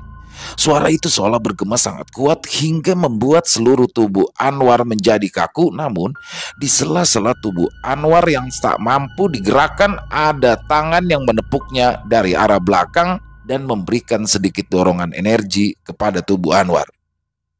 Terus maju. Suara itu mirip seperti suara yang Anwar dengar saat ia berada di rumah sakit. Anwar pun terus melangkah maju, namun semakin dirinya melangkah maju, bau busuk dan aura merinding semakin menguat. Karena tidak sanggup untuk masuk terlalu dalam, akhirnya Anwar pun terbangun dan bersamaan dengan itu Kiai Holil membuka kedua matanya. Pak Kiai, kita gagal, tanya Anwar. Kiai Holil hanya tersenyum. Ia kemudian memegang kedua tangan Anwar. Aku titip keluarga Timah. Kau akan menjadi saksi dari perjalanan ini. Apa maksudnya, Kiai? Biar aku saja yang akan berkunjung sendirian ke dalam sana. Tapi di sana sangat busuk dan gelap. Belum lagi aura negatifnya yang sangat kuat. Aku lebih percaya akan kekuatan cahaya Tuhan. Anwar hanya terdiam. Ia tak lagi bisa menyela berbagai asumsi yang dilontarkan oleh Kiai Holil karena memang bukan tingkatan manusia sepertinya. Anwar tak percaya. Ternyata untuk mematahkan santet ini harus beradu nyawa. Dan jika memang cara satu-satunya harus ada yang dikorbankan, mungkin Anwar bisa memilih dirinya untuk menjadi korban. Ia tak mau orang sebaik Kiai Holil harus gugur terlebih dahulu. Sekarang pulang. Kau sudah hebat karena sudah berani masuk ke gerbang itu. Tapi Kiai, bagaimana dengan Kiai? Cukup Allah yang akan menjagaku. Anwar melihat tatapan Kiai Holil yang begitu tulus. Hatinya benar-benar sehalus sutra. Memang benar. Semakin dekat seorang hamba terhadap Tuhannya, maka pengabdian kepada Tuhan akan semakin besar. Tak lama kemudian, Anwar pun akhirnya berpamitan kepada Kiai Holil. Semenjak kematian Rangga, Banyak orang-orang di sekitaran lebih sering berada di dalam rumah. Selain itu, telah bertahun-tahun semenjak kejadian Rangga, orang-orang dusun semakin waspada mengenai serangan-serangan berikutnya. Jawa Tengah, sekitaran tahun 2000. Pak Bayu menunggu waktu yang tepat. Sudah lama dirinya hendak mengincar keluarga Timah, namun barulah Rangga yang berhasil dibunuh. Ia sendiri kebingungan untuk mencari pengganti dari korban berikutnya karena berhasil diselamatkan oleh Kiai Holil. Bah, apakah kedua jin itu masih menagih rogo? Tanya Pak Bayu. Mereka berdua selalu mendatangiku tiap malam. Aku sendiri tak tahu harus bagaimana, Mbah. Lalu apa yang harus aku lakukan, Mbah? Untuk sekarang, membunuh salah satu keluarga Timah merupakan strategi bunuh diri. Jadi kita tidak punya pilihan lain selain mengorbankan nyawa. Jelas dukun itu. Korbankan nyawa. Sudah 9 tahun. Semenjak kejadian itu berlangsung, seluruh keluarga Timah dijaga oleh Hodam. Kiai itu. Aku tidak bisa menembus bahkan menyerangnya.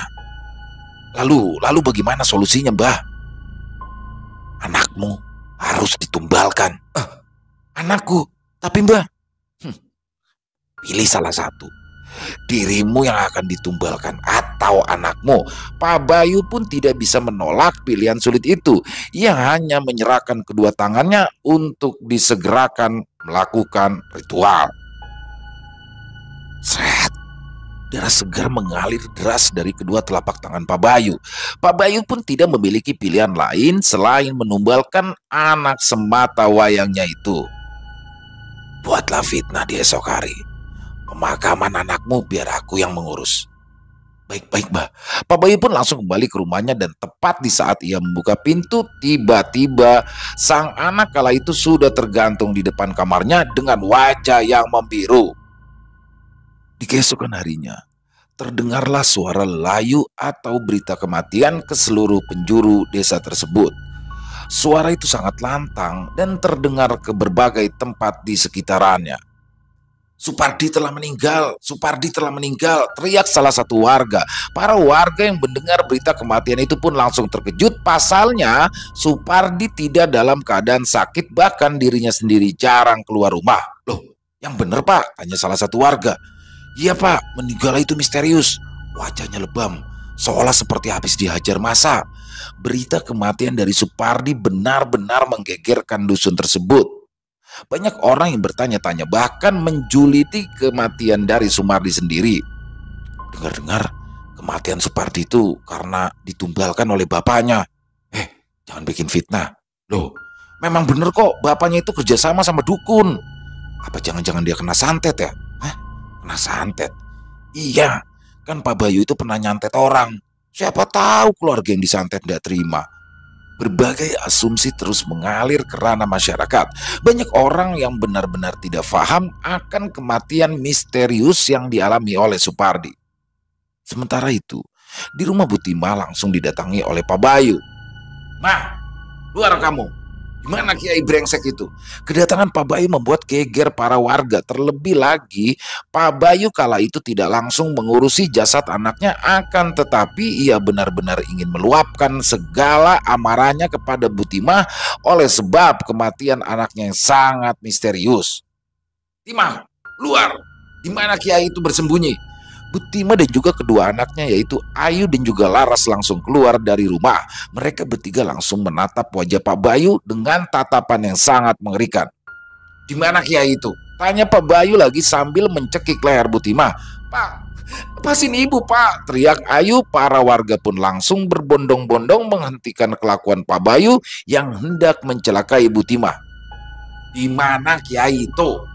Ayu dan Laras berusaha menghentikan tangan Pak Bayu yang besar. Nafas Butima sudah semakin menurun dan para warga langsung memukuli Pak Bayu dari arah belakang.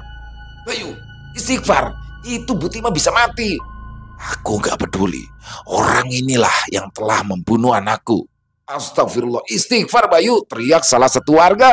Pak Bayu pun lalu melepaskan tangannya secara paksa. Ia langsung dicekal oleh banyak orang agar tidak bisa menyerang Butima lagi. Sambil memegangi lehernya, Butima pun menatap wajah Pak Bayu. Lalu ia mendekat secara perlahan ke arah Pak Bayu.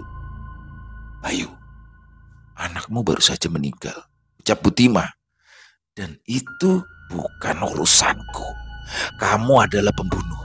Kamu yang sudah menyantet anakku kan?" teriak Butima. Pak Bayu menampakkan wajah ketakutan. Para warga mulai memandangi Pak Bayu dengan tatapan yang tidak biasa.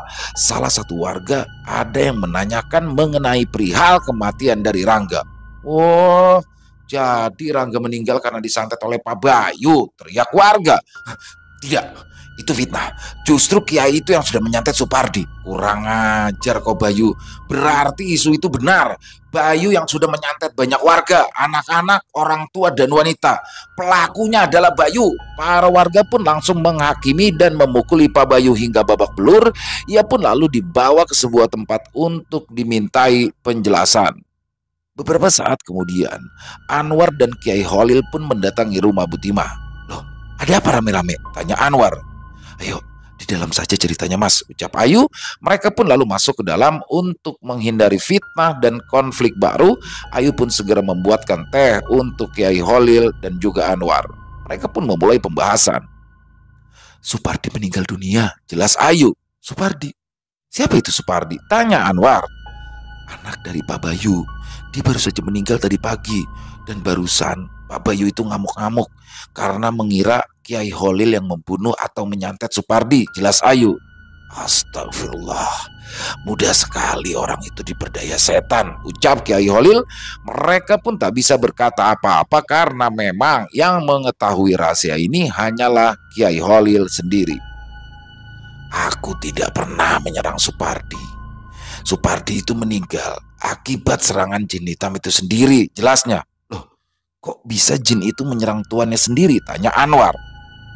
"Hal ini disebabkan ketika penyerangan Rangga berlangsung, jin hitam itu gagal membunuh Laras.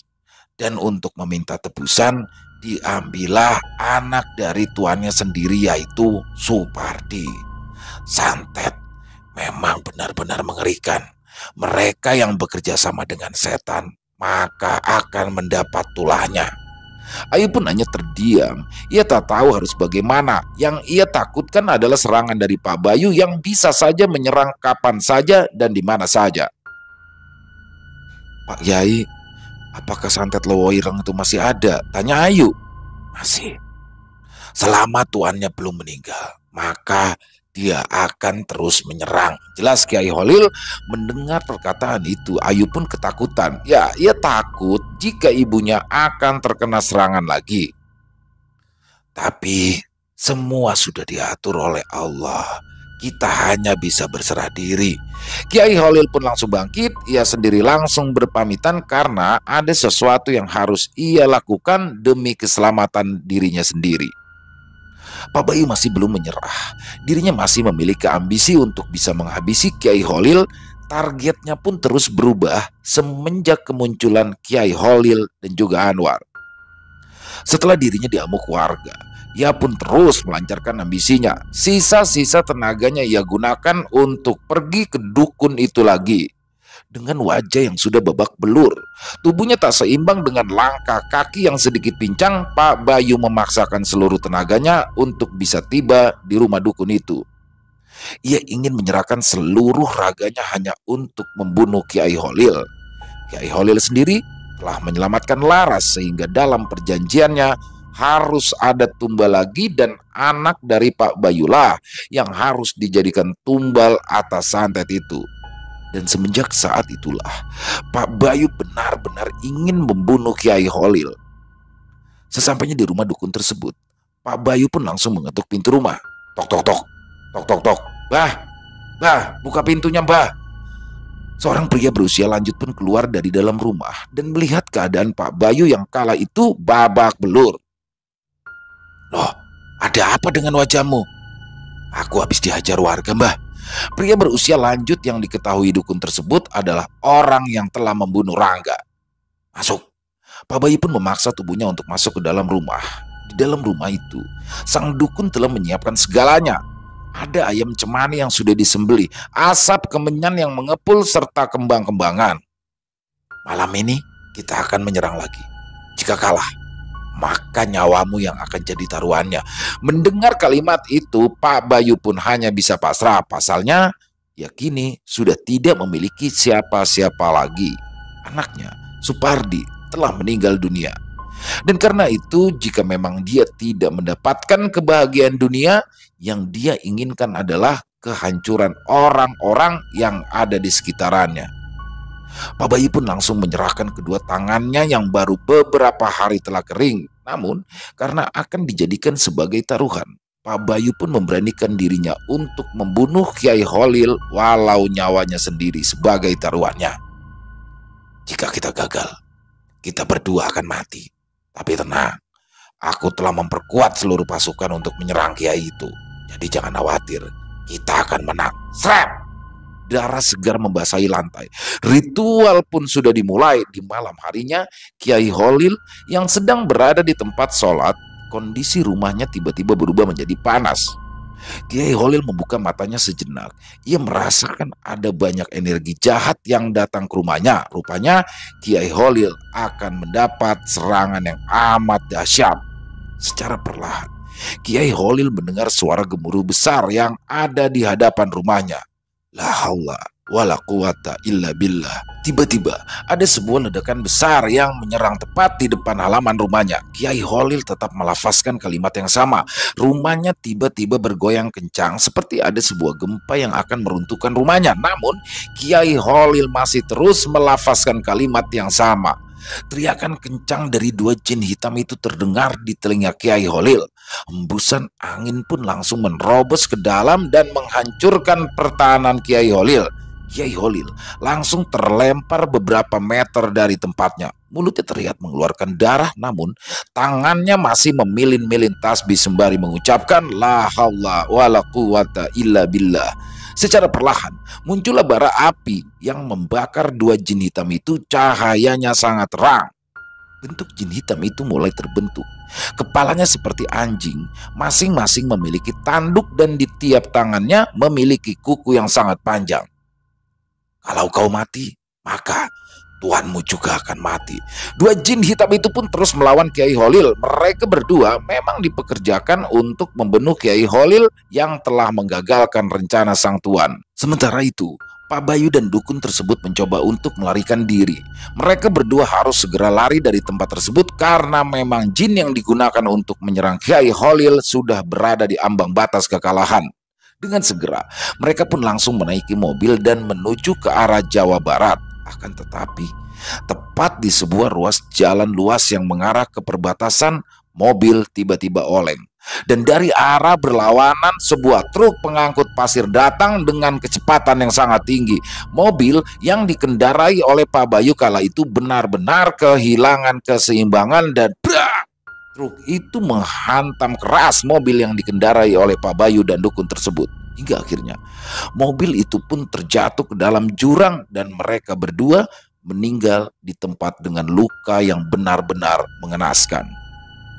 Bagian wajah dari Pak Bayu hancur berantakan. Matanya tertusuk oleh kaca-kaca mobil, lehernya juga hampir putus akibat ada seonggok ranting pohon yang menusuk hingga lukanya melebar dengan sangat luas. Sedangkan dukun tersebut, bagian tubuhnya benar-benar sudah tidak bisa lagi digerakkan karena bagian depan mobil yang ringsek membuat sang dukun terjepit di dalamnya. Bagian tubuh dari kaki hingga pusar terjebak, tangan kirinya putus. Mereka berdua mati dalam keadaan yang sangat mengenaskan. Dan secara bersamaan, Kiai Holil pun berhasil mengalahkan kedua jin kiriman dari dukun tersebut. Dengan begitu, usai sudah perjuangan Kiai Holil untuk menyelamatkan seluruh keluarga Butimah yang memang sudah diincar oleh Pak Bayu dan juga sang dukun. Namun, kesehatan dari Kiai Holil pun juga otomatis menurun dengan drastis. Ia terus-menerus batuk dan mengeluarkan darah yang sangat banyak. Dan tepat di subuh hari, tubuhnya melemas dan sulit digerakkan.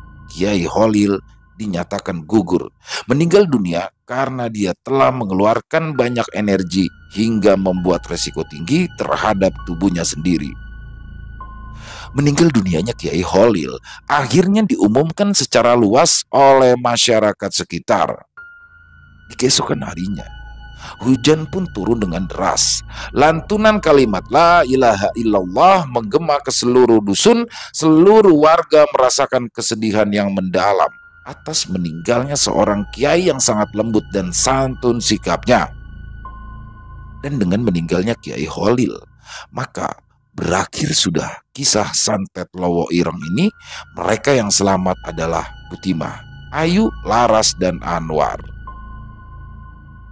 Kisah nyata ini diambil dari seorang narasumber yang bernama Ayu, yang sekarang masih hidup dan masih tinggal di sebuah kota yang ada di Indonesia. Ayu sendiri sempat terpukul ketika hari penyerangan santet terhadap Kiai Holil berlangsung. Ia sendiri tidak menyangka jika orang yang menyelamatkannya adalah korban dari penyerangan santet tersebut. Selesai. Wow, luar biasa. Kisah dari Mas Restu ya. Panjang juga ya durasinya ya, dan memang kita tahu ya, pasti teman-teman tuh lebih tidak suka yang berpart, makanya kami di sini langsung langsung sambungin walaupun durasinya panjang, tapi satu kali upload sudah selesai. Dan overall kisahnya keren banget, kisah yang panjang ini. Jadi dalam satu keluarga banyak sekali intrik ya, dan di sini yang paling saya soroti sih Pak Bayu ya. Memang terkadang kita akan ada ini kisah yang saya kasih disclaimer, ini kisah nyata ya, yang mana di Ayu lah sebagai narasumbernya. Dan memang kadang kebanyakan orang emang ada apa orang sejahat Pak Bayu, Pak D, yang mana seorang Pak D itu paman ya, paman yang harusnya melindungi keluarga Ayu ketika adiknya telah meninggal dunia. Berarti kan Ayu ini anak yatim dan adik-adiknya harusnya, dan Butimahnya ini janda, harusnya dilindungi, tapi kok malah menyakiti. Jadi memang terkadang kita mikir, kok ada ya orang kayak gitu ya? Ya emang banyak. Di real life tuh asli banyak. Dan ya akhirnya Pak Bayu beserta Supardi, anaknya yang pengecut itu, menerima karmanya ya, menerima tulah dari atas perbuatan yang sudah dilakukan terhadap keluarga Ayu dan Rangga ya. Semoga Rangga diterima di sisinya dan tenang di alam sana, amin. Dan semoga kisah dari Mas Restu Wiratmaja tadi bisa menghibur para teman-teman sekalian, lebih khususnya para pecinta penikmat horor, dan kepada seluruh subscriber daripada Ilo Ekstrim. Dan silakan buat mungkin yang punya komentar lain ya, bisa ditulis di kolom komentar ataupun sekedar saling menyapa. Dan buat yang suka dengan videonya bisa diklik tombol like-nya, tombol jempolnya. Buat yang belum subscribe, yuk diklik tombol merah subscribe-nya. Jangan lupa lonceng notifikasinya dinyalakan agar teman-teman selalu mendapatkan notifikasi dari konten-konten yang akan kami upload di setiap harinya. Untuk channel Ilo Ekstrim kami upload setiap jam 7 malam waktu Indonesia bagian Barat. Buat teman-teman mungkin yang punya kisah pribadi ya, yang horor misteri, apabila berkenan untuk dibawakan di channel kami, silakan bisa dikirimkan ke nomor telepon yang ada di bawah sini. Bebas ya, dalam bentuk tulisan boleh, dalam bentuk rekaman suara boleh, senyamannya teman-teman saja. Dan di akhir kata, saya Ilo mengucapkan permohonan maaf apabila dalam pembawaan kisahnya tadi ada kata-kata saya yang salah, ataupun ada kata-kata saya yang kurang berkenan. Saya mohon dibukakan pintu maaf yang seluas-luasnya. Dan sampai berjumpa lagi di konten-konten kami selanjutnya yang pasti tidak kalah ngerinya, yang pasti tidak kalah seramnya, masih bersama saya Ilo di channel Ilo Ekstrim. Salam sehat, sukses selalu untuk kita semua. Assalamualaikum warahmatullahi wabarakatuh.